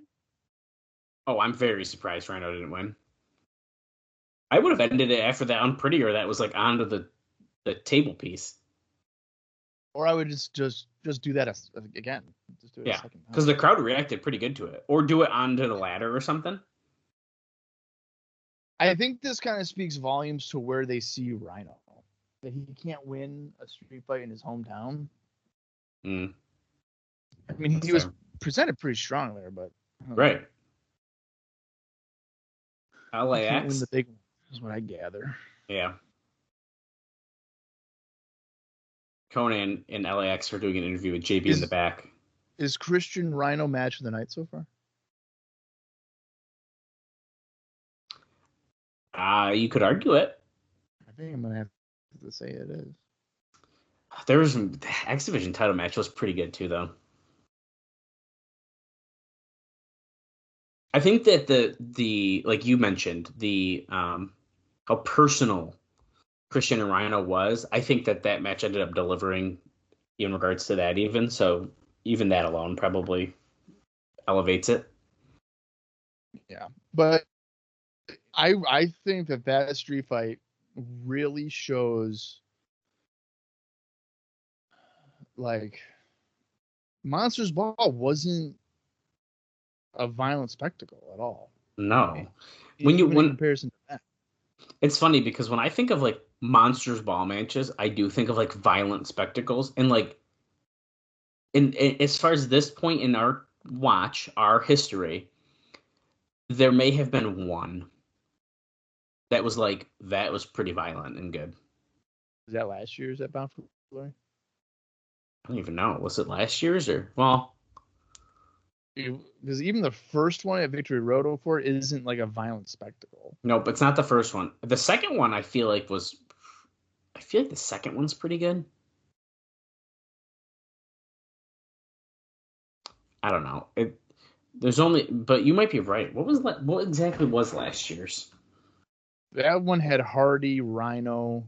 Was that the wait? Then yeah, that's the one I'm talking about. I think Abyss. And Sabu, is it that one? Or Samoa Joe? Sabu in that?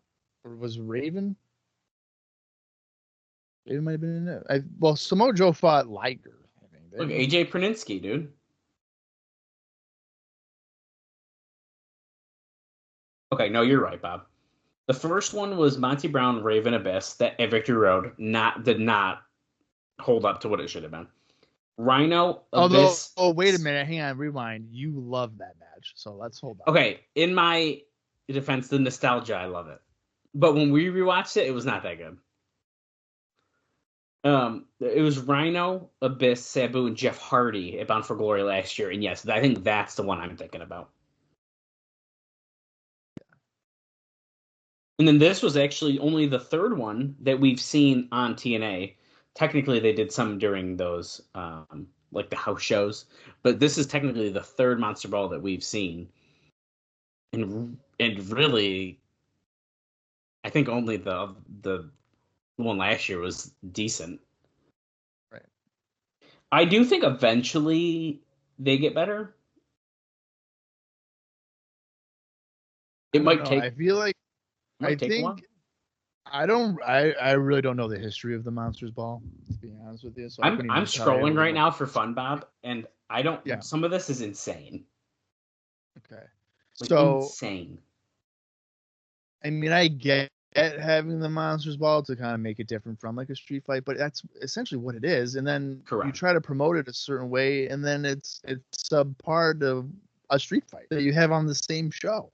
Listen, I don't want to be that guy. Oh, God damn it. I hate seeing close-ups of fucking open wounds like that. They showed Daniel's wound. They were stapling shot during the highlight package. They didn't do the no light, no food, no water gimmick, and I think that's what makes it cool. And that's why I like the first one, because it has the gimmick like that. It's so cartoony for them to come out. There's like, and they're like, ugh! Oh, stop it! That's what makes it. You were not in your hotel room like 8 hours ago. Get out of here. They weren't. They were locked in the closet. Right. I'm really hyped for the 6 Sides of Steel match that we're about to see, though. But like,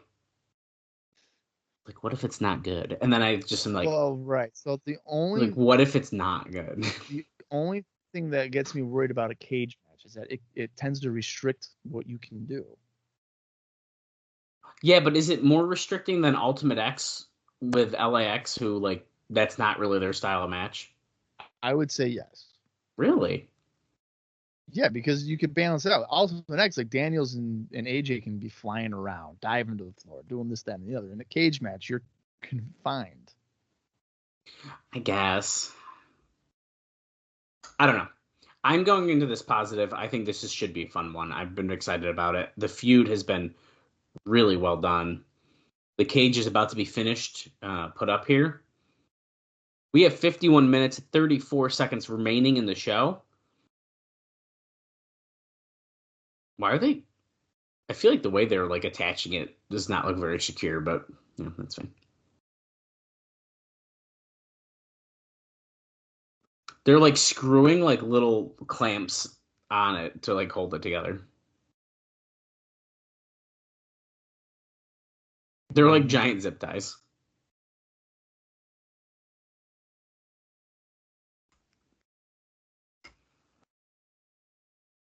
Has there been a more violent feud in the history that you've been here in TNA, Don?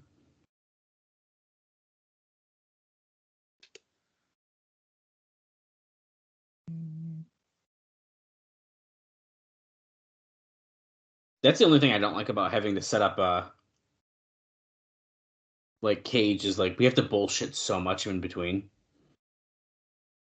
I'm surprised that they wouldn't just have it like up in the rafters like WWE at this point. And especially being on the road. Right.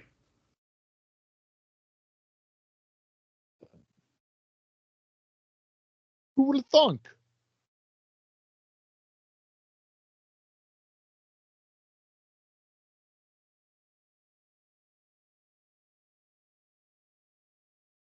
Yeah, that's a good crowd shot.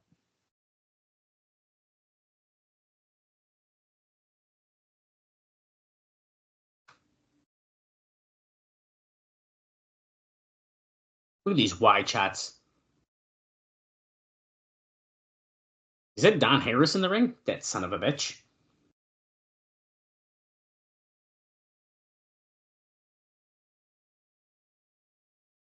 It's standing room only.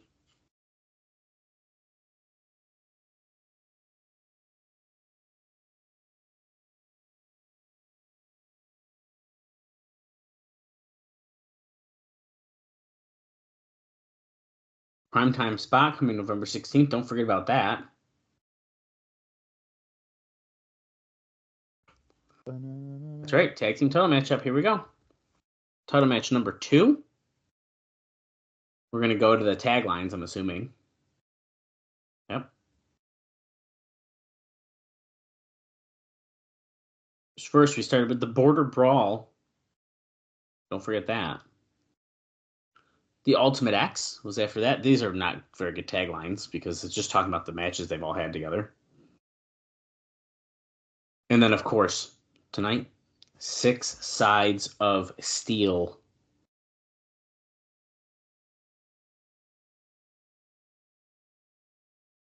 It's time to lock him in the cage. It's time for the 6 Sides of Steel. And here come LAX.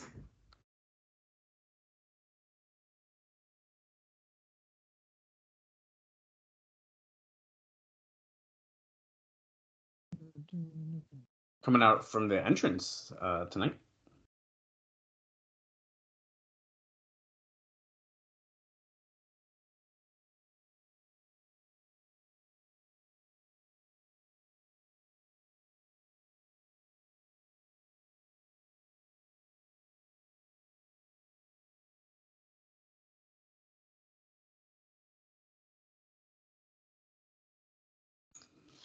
E150, 187. Bruh. Right? Is that how you do it? Yeah, pretty much.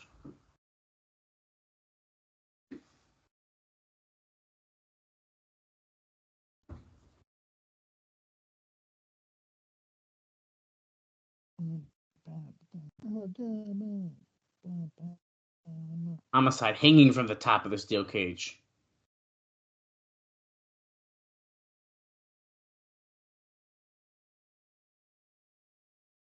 Gonna fall off and get hurt before the match even starts.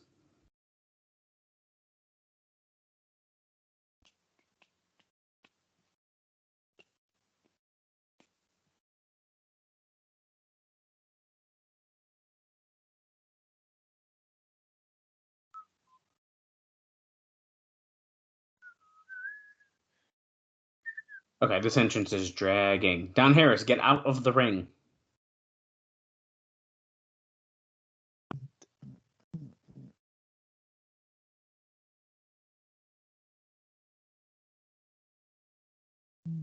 They're really playing like the whole music. Yeah, dude, this is taking forever.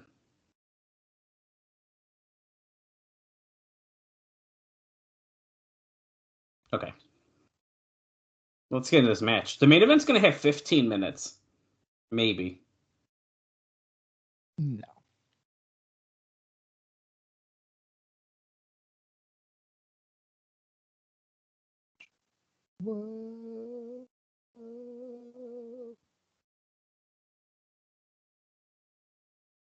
in my life. Here is the tag team champions, AJ Styles, Christopher Daniels.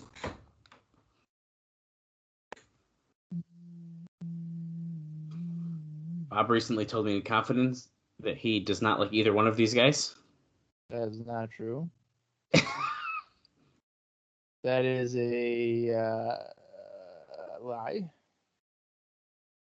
He told me I like AJ more than I like Daniels, I think. Wow, that's fucked up, dude. What? That's just fucked up, dude. Get out of the ring, Conan. Here we go. We're about to get in the ring. Look, we're starting hot, Bob. We're starting hot. All right, close the door. Ring the bell. Why is the bell not rung yet?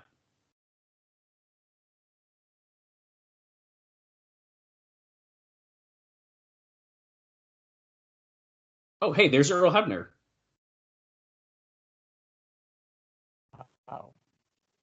Earl's doing the semi-main. Okay, unless they rang the bell while music was playing and I didn't hear it, the bell still has not rung. Yeah, Is it because they have? I didn't hear the bell. Is it because they got to get them like situated so they can do tags in the cage? I swear to God, dude, no, they better not be. I hate standard tags in a cage match. That's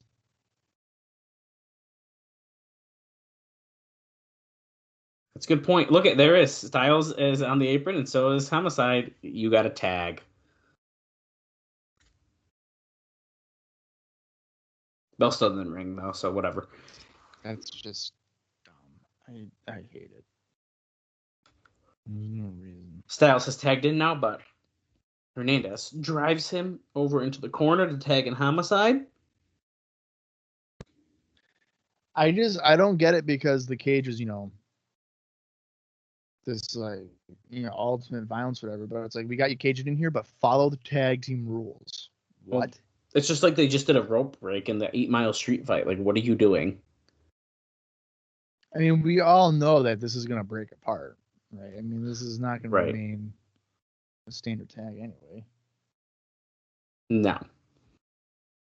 Little double team clothesline and back suplex by Daniels and Styles on the Homicide. That's a kick out at 2. Earl Hebner is official. He is working on his bootleg TNA merchandise now. They got the new Kurt Angle shirt. You can find that in the front of the parking lot after you leave the building.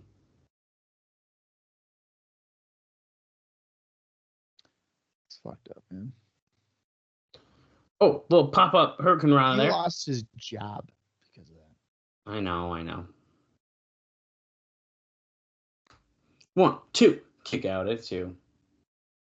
Also, I think I feel like he's obviously talked about it. And I think it's more so that he was selling WWE merchandise at like indie shows or something, and he wasn't allowed to do that.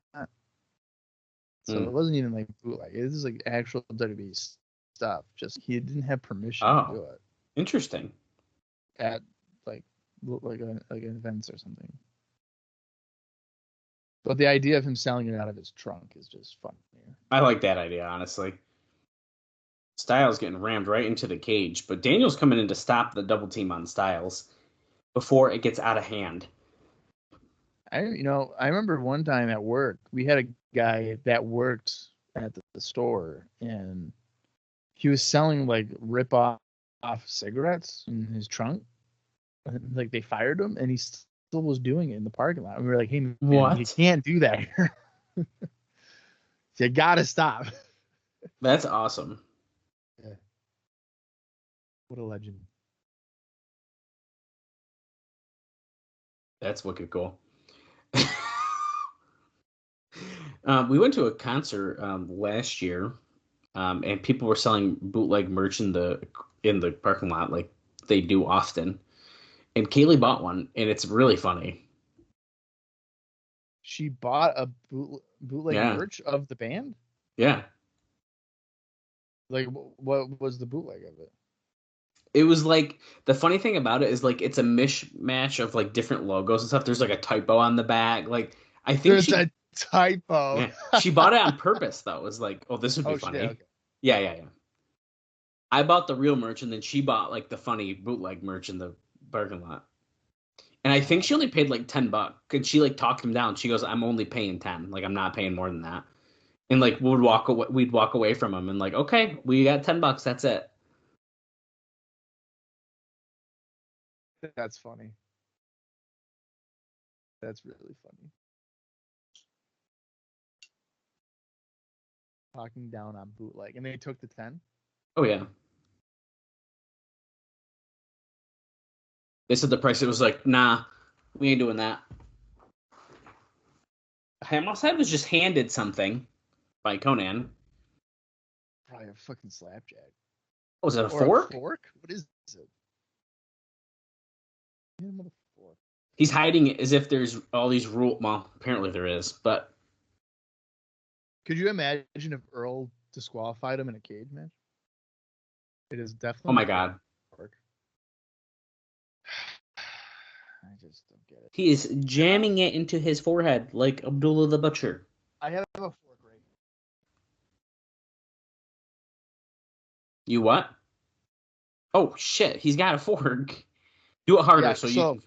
No, I'm not going to do it harder because it hurts as I'm just barely doing it. Like it's Do it, discomfort. dude. So if a guy's some color. jabbing it into my fork, Get some color for the pod. I'll post it on social. I bust myself open for an audio only podcast. No, I'll post a picture of you bleeding. Bob got color during the Bound for Glory show. You guys don't want to miss it. This guy was watching Monsters Ball and he went nuts. But it's really during the cage match. Yeah, no, I'm not going to do that. Whatever. I'm going to seriously hurt myself. Back first against the cage, and then a power bomb into the ring to Christopher Daniels.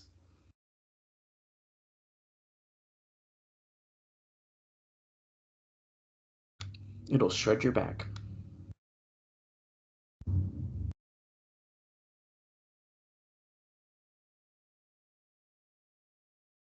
Oh, a tequila bottle. He spit tequila in his eyes in the cut, which of course is going to burn. Wound? That's going to hurt. I like that he just casually had a tequila bottle ready to go. Do you think it's real tequila or do you think it's water? It's definitely water. Just like when it's not really gasoline. How dare you? Like Petey wasn't really farting in the ring and shit his pants. What? Okay, he might have. Yeah. Dude, come on. Look at these headbutts. Oh shit. A hip toss? Off the top rope? After some headbutts?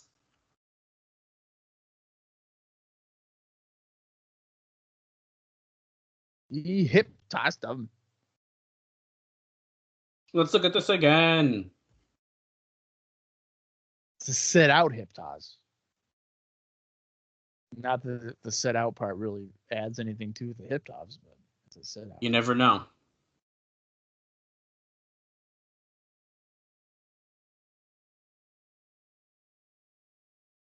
Springboard, reverse it, boom, nailed it. So smooth as AJ. See, now the match is broken apart. There's no more tags. Slipped on the springboard forearm attempt there, but it's all right. Deal. Oh, Alex going after just Styles now. Good, he ducks the double clothesline, and then Daniels helped out, and they both took him out.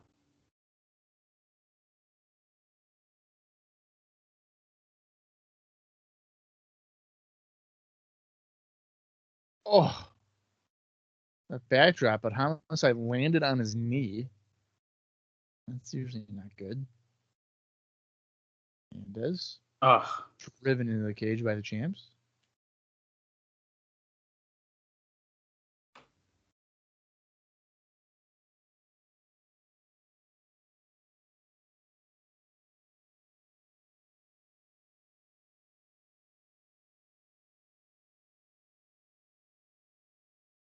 One low, one high, baby. Daniels still busted open here. Goes after Hernandez with a little high knee. Oh.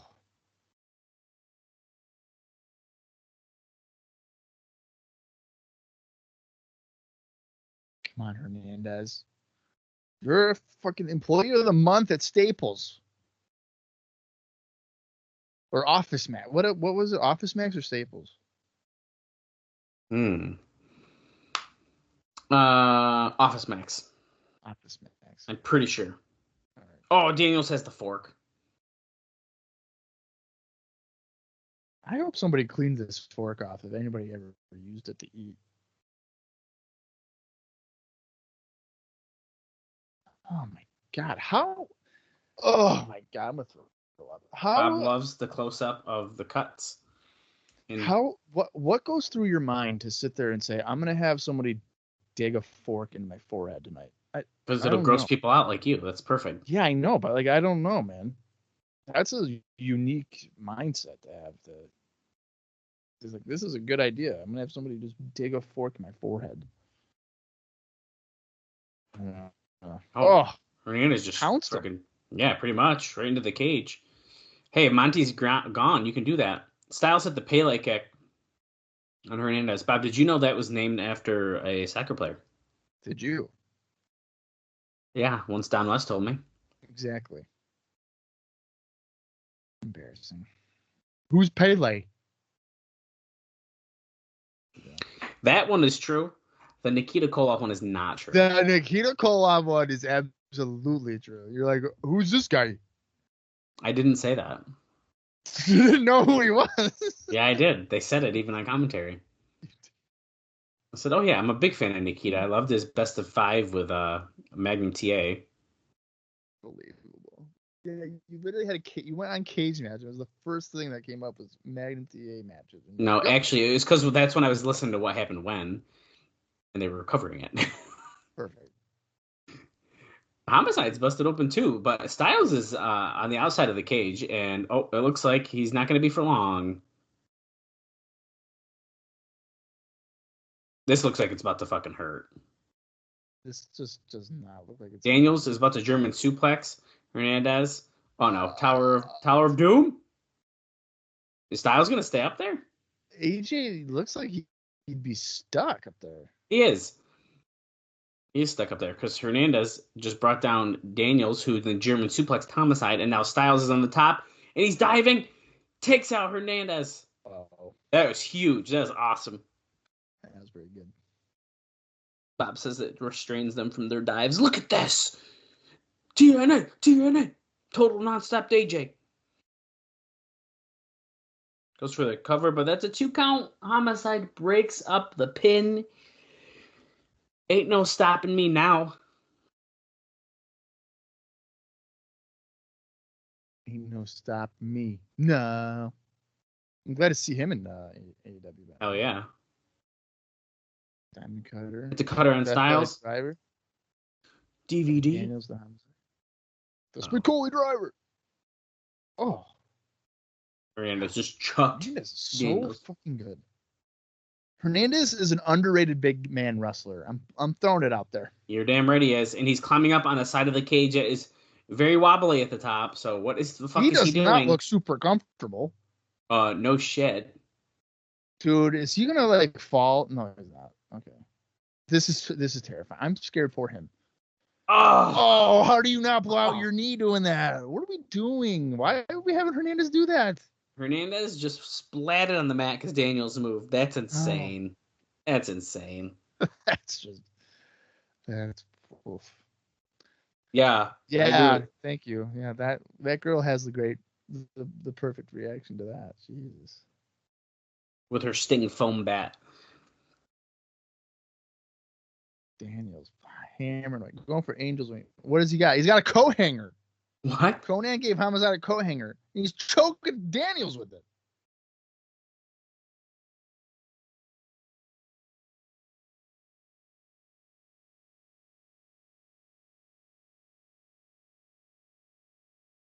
Oh. Conan is choking him from the floor, and he's stuck. Oh my god. This is sickening. Man, oh man. Using a coat hanger. What a ridiculous choice for a weapon. Go ahead.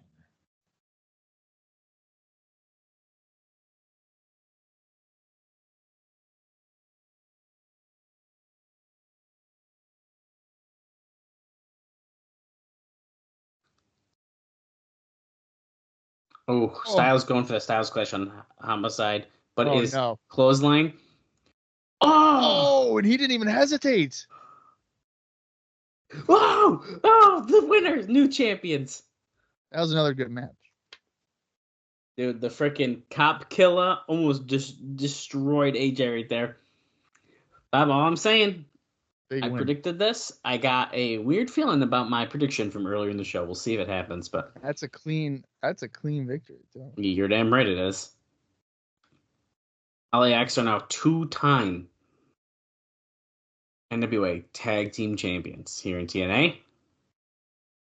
Well deserved. That was a good match.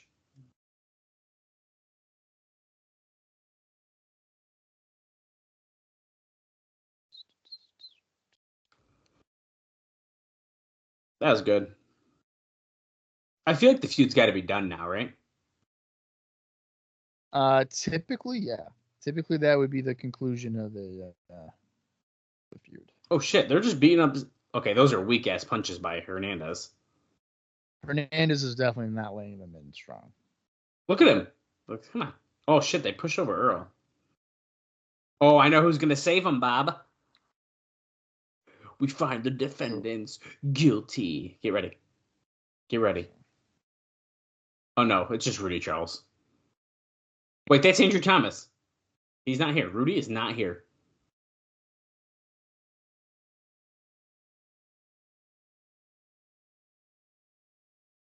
Okay, no one saved him. I made it up.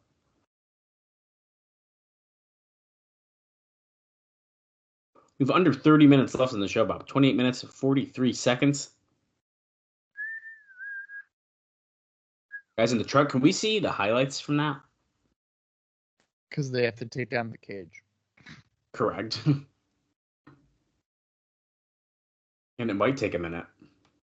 Yeah, it might take a couple minutes.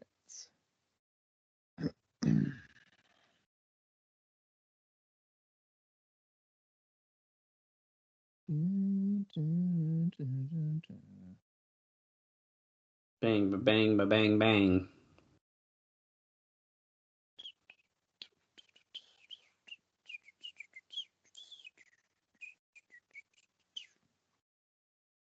Gringo Killer.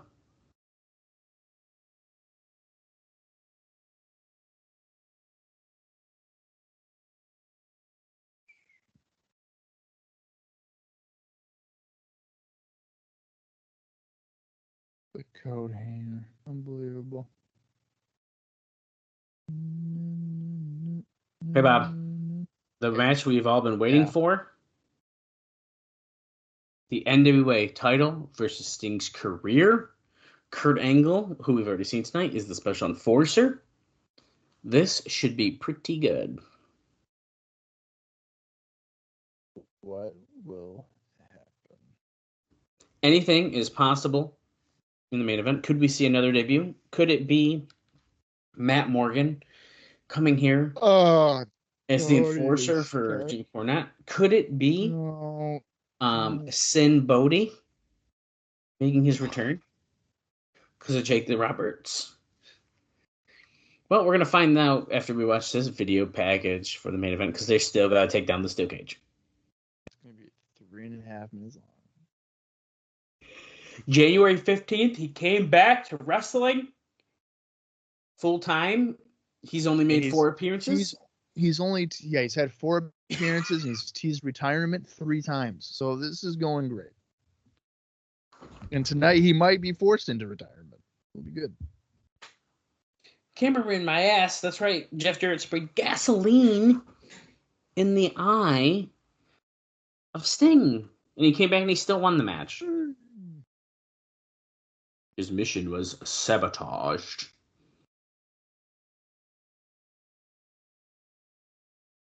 What did he just do?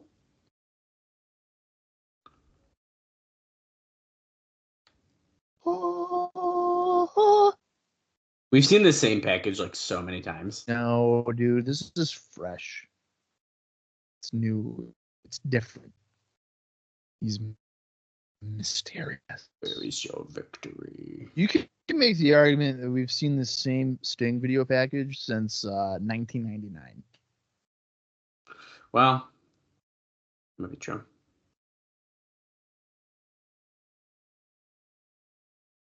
There's like a double voice over here, so it sounds creepy. Yeah. I'm scared. Desire to die. And Kurt Angle is the special enforcer. He's here too, just by the way. Yeah. What if Kurt screws over Sting? That'd be fucking wild, dude. Sting has to retire. And then he comes back and he's wearing like a Mr. America mask.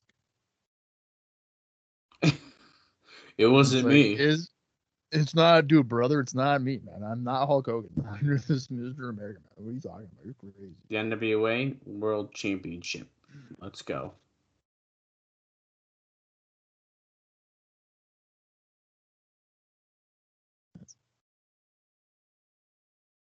Here's the tail of the tape. 6'3" Sting, 6'1" Jeff Jarrett, 252 Sting, 238 Jarrett. 21 years pro for Sting and 20 years pro for Jeff Jarrett. 1986, Memphis, baby. You can read, actually read the beginning of Jeff Jarrett's career at Wrestling Recaps, because that's when I started doing Memphis, was 1986. There we go. Sting's mystery, transformation. He's transforming himself. Kurt Angle, he's the special enforcer.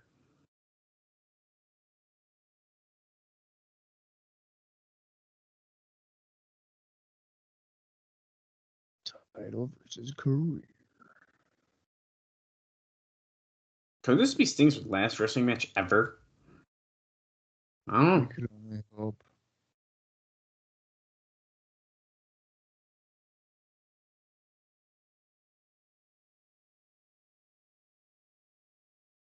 It's time for your Bound for Glory main event of the evening. Borash like leaned forward as if he didn't know what to say, and then he started talking. Classic Borash. Oh, we'll bring out Kurt Angle first. All right. Does Samoa Joe run out and try to attack him right now? I think it's gonna be after if they're gonna do it. It's got to be either after or during the match. Listen to the reaction. And you know what sucks is that his reaction right now is more subdued because they've already seen him. Well, yeah, that's the issue, right? Realistically, the confrontation could have been on Impact, our next episode, and it would have been just as good. Yeah.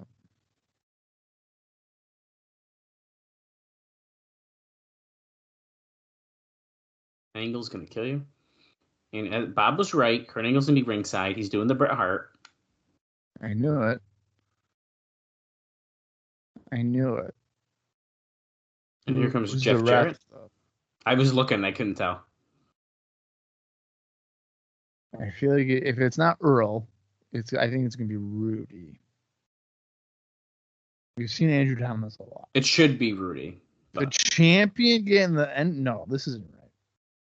Because Sting is transforming, Bob. Yeah, but whatever that means.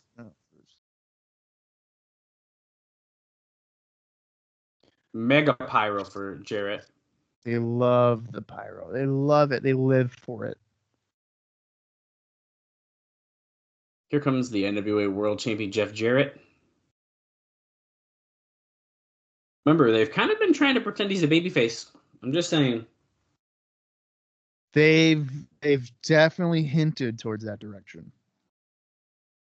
And I don't know in a world in 2006 where I'd be like, I'm going to cheer for Jeff Jarrett. I don't know. I don't know if that exists.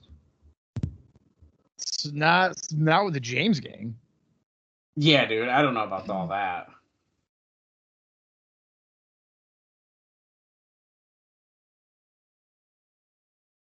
Okay, he's got the same song, so he didn't transform too much yet.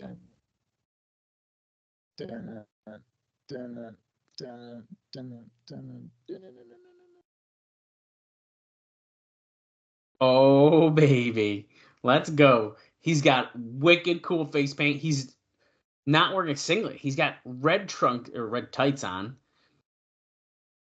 Cool ass jacket. Bob, this is an all-time Sting look. So you know the story about the face paint, right? Not about the face paint, no. Okay. So it's this event that he didn't have face paint, so they had to use a fan's face paint in the crowd. Like somebody in the crowd had face paint for him to use. What? Yeah. That's wild. No, I never heard that. Yeah. Really? And I think he says like that's why you see it doesn't like chip or something. So Oh. I can't tell who the fucking referee is. They keep on cutting away. Is it Earl? It might be Earl. No, it's Rudy. Thank God. It should be. That's our boy Rudy. No, I also remember that. I think that jacket is like one that he wore like way back. I'm trying to look it up. Way back when? That's like an old Sting jacket that he brought back for the show. I'm pretty positive.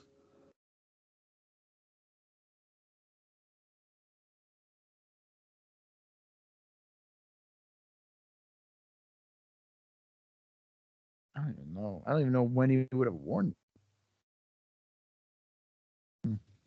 Because also I know like past our time when he like came back again and like won the title from Jeff Hardy and stuff, like way forward, he started to wear old jackets from like Surfer Sting area and like mix it with his look and stuff. Really? Yeah, dude. So I'm pretty sure that's like a Surfer Sting jacket. Is that when he was like being kind of like deranged? It's during that time, yeah. He starts. There's a Twitter page that I've always seen post about him.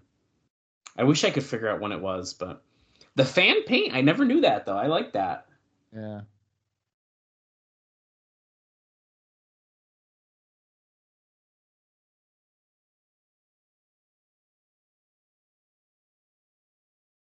Jeff. Oh, look at this. Someone even said he turned up that day and forgot his face paint. Yeah. A fan on hand who happened to be a juggalo had face paint with him, so Sting used that. That's awesome.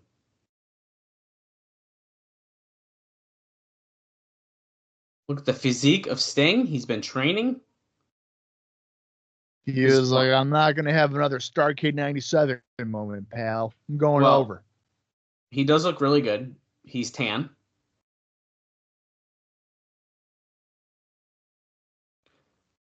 I personally like this look for Sting a lot. I think it's really cool. It's very different. Well, at this point in his career. I mean, he wore tights before, of course. But... Look, someone on Reddit spoke to Sting earlier, and he told me he lost over 20 pounds for that match. Don West just said that. Oh, wow.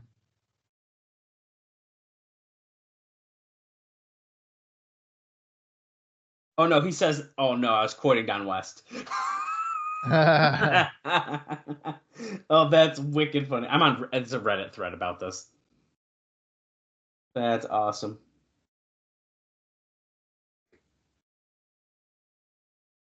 They're not wasting any time, dude. We're already locking up, pushing them off from that headlock. Another hip toss. He did an arm drag and a hip toss. Jeff Jarrett is a genius. He's a wrestler. Now you see that the paint isn't chipping away, but it's more like sliding off of his face. As you can see, it's on his chest. So weird, dude. I like that. I never knew that before. That's crazy.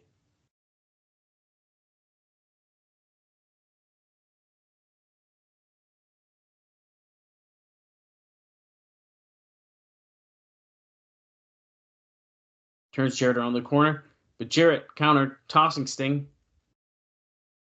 I like Jarrett's gear too, the gold that he's got on. Yeah. You gotta let people know who the champ is.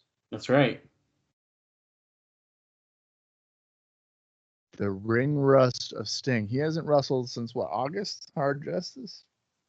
It's not that long. Yeah, that's not really that long at all. But we can pretend it is. Yeah, why not? There was a longer time of him not wrestling between Final Resolution and Lockdown than there is now. That's true. Going underneath that for a lip frog. Ducking the clothesline by Sting. Jarrett with a stiff right hand.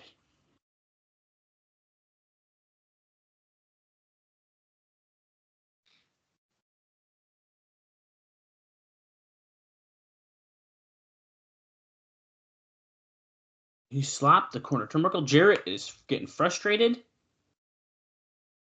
Sting can't figure it out. He's not good with the whole wrestling thing. Jeff Jarrett, he's just a seasoned pro. He knows his arm drags. He knows his hip tosses.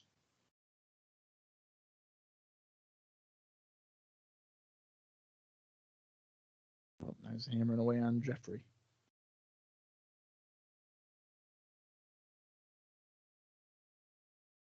Look at Sting getting out of the ring after that drop kick. He said, Oh, Kurt. Wait a minute. Kurt is following Sting. Oh. Son, get back in the ring.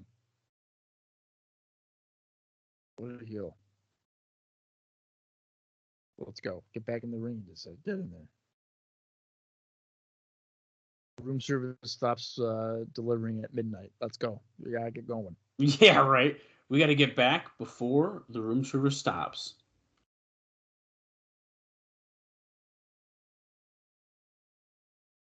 That's why the rumor is that Hogan would go on in the middle of the middle of the show, because he had to get back for room service. I've heard that shit before. I think it's so funny.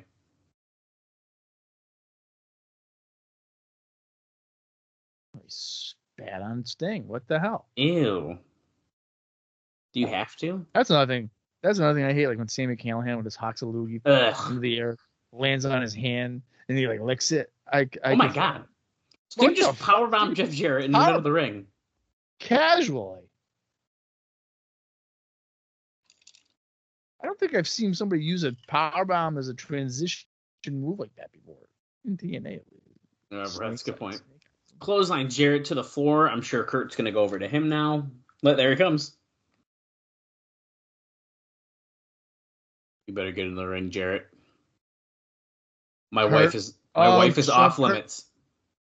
Look at this. Kurt's like, listen, I'm not gonna be bitched around like I was by Samoa Joe. That shit ain't flying. Get your ass back in the ring. Okay, interestingly enough, look, Kurt has his singlet on. His straps are hanging down right there. He's ready for a fight. Jim Cornette's gonna come out and be like, ladies and gentlemen, it's a triple threat. Whoever loses the match loses their career. And then Jeff Jarrett gets pinned. Sting wanted him to come in, and he didn't, so he said, screw you. Coming out, and Bob, you better get your bingo board ready, because this is a Jeff Jarrett World Title match, and I have a feeling we're about to go into the Detroit crowd. Well, here's the thing. Sting is going to try a Stinger splash right here, and he's going to hit the guard railing.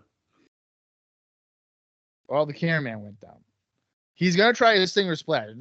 He has to do it. It's a classic Sting move. Yeah. He would do it every Ric Flair match, and he never hit it. Kurt Angle just pushed Rudy Charles back in the ring and told him, basically, you better get counting. Kurt Angle taking his job seriously. Irish whip. Nope, it's countered. Sting thrown into the guardrail. Wait, Jarrett's going to try this Stinger splash. Oh, no, he got a steel chair.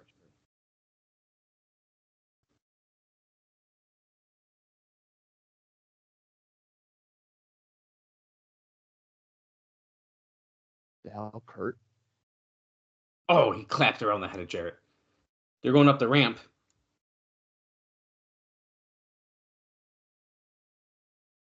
Get him, Stinger. Uh-oh. Suplex on the ramp? Oh. Yep. That hurt. Woo! It's a showtime. Oh. Yeah, you can tell that paint is weird. That's so funny. I kind of like it better, though, instead of it chipping off.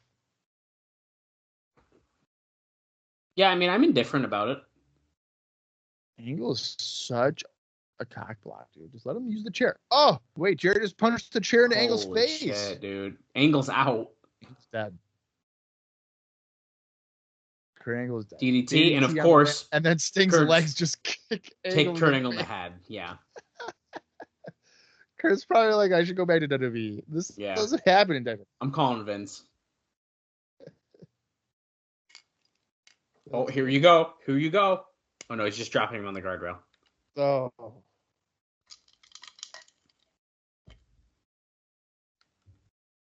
Get him, Jeff.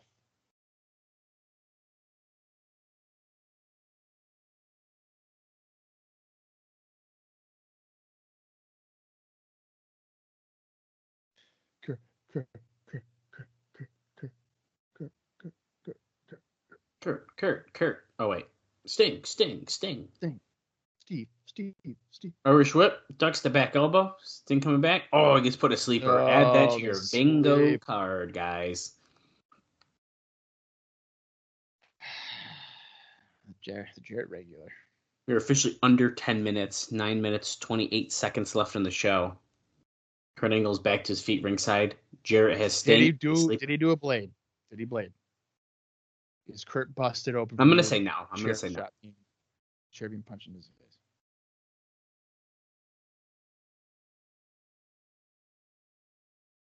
Irish whip. Oh. What's happening? Miscommunication. Let's do it again. That up. There you go, Sting. You duck under. They don't go around. Oh. Double crossbody. Double down. Add it to your bingo card, guys.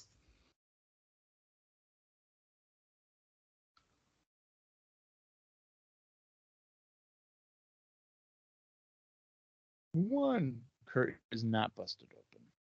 What a waste of a bald head. There has been quite a bit of blood, I will say. Yeah, there has. I ain't gonna complain. Well, yeah, WWE is still doing blood at this point, though. So right. I can't say it's different to WWE. They were still correct.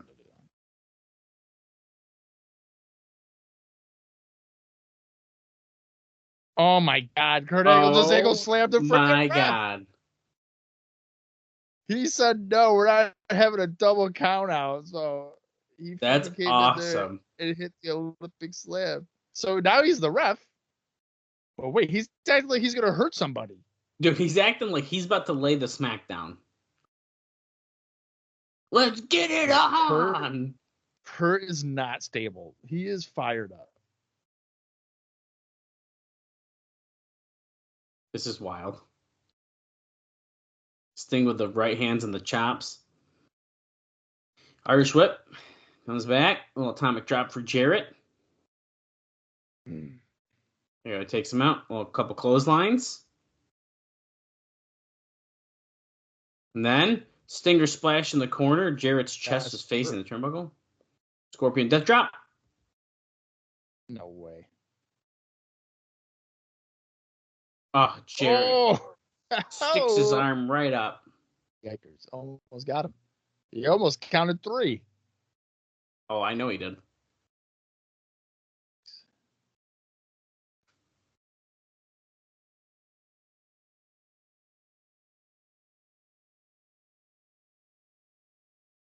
The stroke? Got it. Oh, shit. He's like, Kurt, you better count. 2. Oh, Sting kicked out. Same way Jarrett did. He stuck his arm in the air. Perfect cadence. We're even putting over Kurt Angle's ability to count. He ain't like Jake the Snake Roberts, who doesn't know how to do it. Uh-oh. Pile driver. No. Sting counters. Nope. Sting counters. Oh. Tombstone. Pile driver. Like an accordion. Okay, Jarrett didn't even kick out at... That should have been 3, dude. No, I call bullshit. Sting should have won that. That should have been a 3 count. You didn't like how he just stuck his arm up? He didn't even time it right. Oh, shot to the nuts.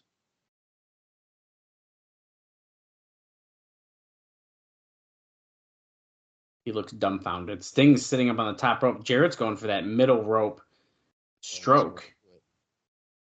This should do it. Anytime you hit a move off the middle of the rope, you automatically win. Nope. Oh, Sting countered. He just tossed him to the floor. It's Sting going for just like a splash, and Jarrett just put his knees up. 5 minutes, 18 seconds remain in the show.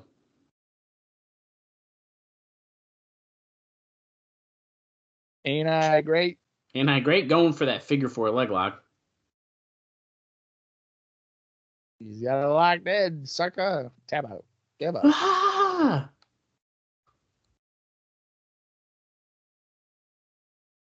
Tap out.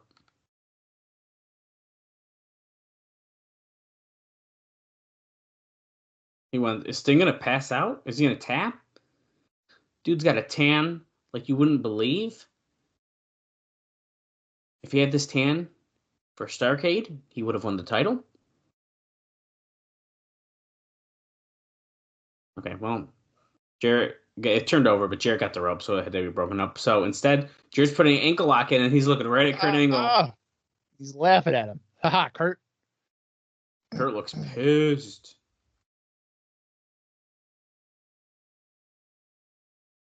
Angle's famous submission move. Oh, come on. He almost hit the rope. Touched it. Sit down, Kurt. Jarrett. See, look, he's doing so well. I thought it was Kurt Angle doing it.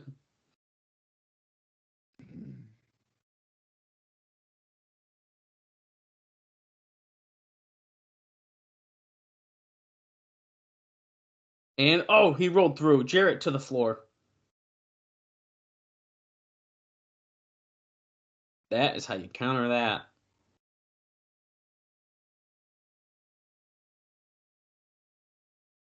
Sting is struggling to stand because of that ankle lock. What if Kurt Angle just hit the ankle slam on him quick? Uh-oh, Sting's out of bat. Kurt says, I don't know about that one, buddy. Oh, he points it at Angle, though. Oh, okay, Angle took it now.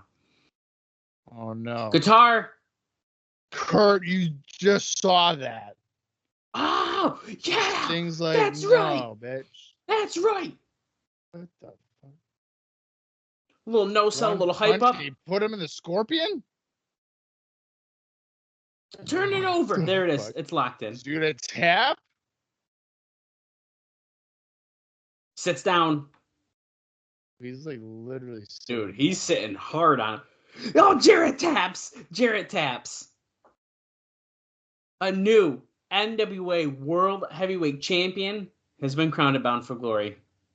I don't hate that finish, dude. The guitar shot, and he's like, fuck you. Punch, Scorpion, tap. Yeah. I like that. That's not bad. Okay, there's a lot to talk about with this win here.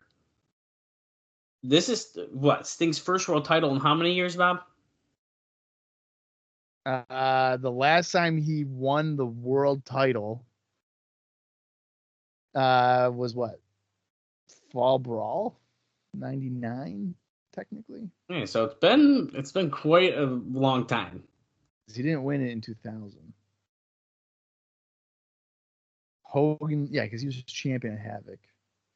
99. So yeah, it should be, I think, Fall Brawl off the top of my head. September of 99. Wow. Right? Because he did not win it in 2000, I'm pretty sure. No, I don't think he did. A lot of people won in 2000, but not Sting. No, I don't think Sting did. So it's a pretty big moment. Also, correct me if I'm wrong, Bob. The Reign of Terror is officially, done. Yeah. I don't believe Jarrett regains the title again. That's right. We made it. We made it. We officially have gotten through the Reign of Terror. 4 years, folks. That's wild. You could argue that we're destined for a different reign of terror, but it's not a reign of terror in like a Jarrett sense. It's just that he's always in it. Yeah, he's right.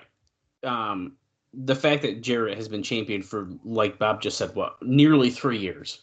I mean, it's off and on, but the only time it's off is for like 3 weeks, and then he 3 weeks, and then he wins it again. Yeah, so this is a pretty big deal.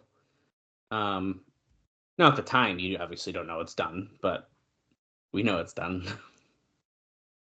Well, he's all dejected, so they're already kind of like. Is he going to do the Bagwell? He's going to have to go home?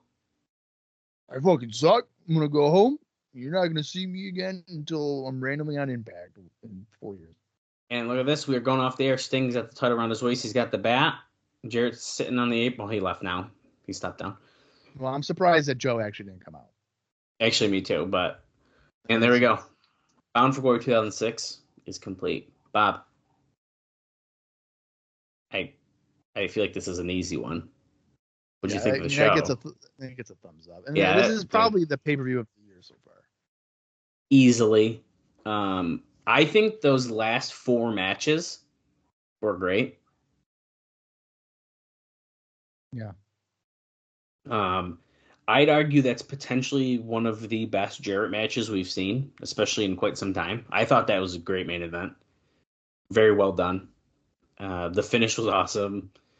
The Kurt Angle's involvement, I think, was like the perfect amount. Like it was done very well. And while he didn't have a direct impact to the finish either. Right, which I think is important. I think that he shouldn't have. Between that, the cage match had some awesome spots, and I think that held up very well. The 8 Mile street fight was really good, really well done, and I think the X Division title was great too. We are starting on our next episode with 3 new champions. LAX, Chris Sabin, and Sting are your champions now in TNA. We've flipped it all. So. And then we have Austin Starr, who I would assume is a number 1 contender for Sabine's belt. I'd have to assume he is, yeah.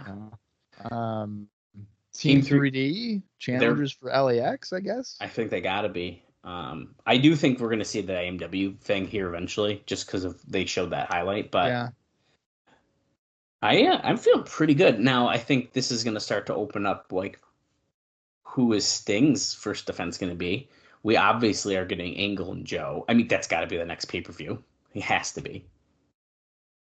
I mean, I feel like that would be right. But to me, I wouldn't even have them interact like the way that they have. I mean, you can make the argument that that's a money match. And do you really want to bust your load on it that quick? I mean, I don't know. They're famous for it, though. They are, and you can't blame just TNA for that. I mean, a lot of wrestling companies will do that. Yes. But I would have thrown like subtle references to a potential showdown and had that in a dream scenario, like Joe Angle would be next year's Bound for Glory.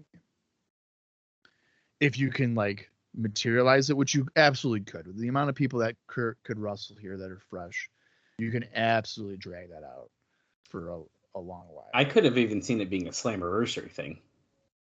Sure. They do treat Slammiversary like a very big show. So yeah. I think that makes sense too. I agree with you. I don't think they should have done that whole. I mean, on Impact, Kurt headbutts Joe, and it's like, oh shit, we're doing this already. Like it was fast. I don't think we needed to do that. You could even have had them be like kind of like in a loose alliance for a while. Yeah, I could have seen that happening too. I mean, regardless, it's going to be a lot of fun. Between that, Sting, who's he going to end up fighting?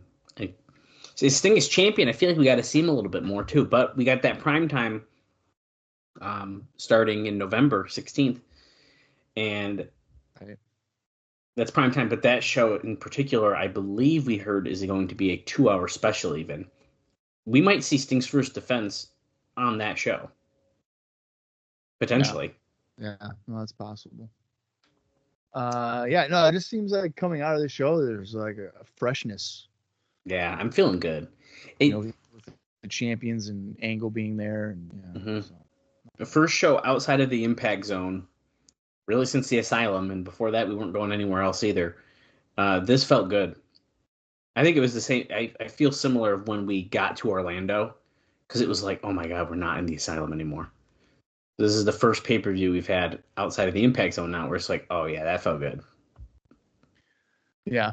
It'll be interesting to see what they do in the Impact Zone now, because we got a rough idea of what fans outside of Orlando think about certain guys. So that's a really great point. It'll be interesting. I mean, some of our favorites got clear, like, good reactions. So, like, do they kind of maybe try to gear more towards that as well? We'll see.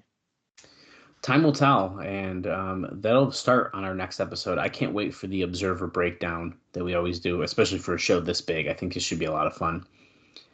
And if you're having a lot of fun, I hope that you join us over on our social media pages at Cross the Line TNA over on our Twitter page and on Instagram, and at TNA Cross the Line Pod on Facebook. And if you're enjoying the show, please leave us a review wherever you listen to your podcasts.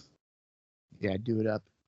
Our next pay-per-view is on November 19th, which is going to be Genesis. So we have 4 impacts, one of which is the primetime special, as Dallas has noted. So we will have quite a what? That means the primetime special is the go-home show for Genesis? That's crazy. Yes, it is. That's crazy. That is very interesting. We'll see how that goes. Now I'm real interested for that. I don't think I realized that. Wow. But yes, it is. All right. Well, it was a good show. Let's see what TNA can do moving towards Genesis. So until Impact, the fallout of Bound for Glory. For Dallas Gridley, I'm Bob Colling Jr., and this has been the TNA Cross the Line podcast.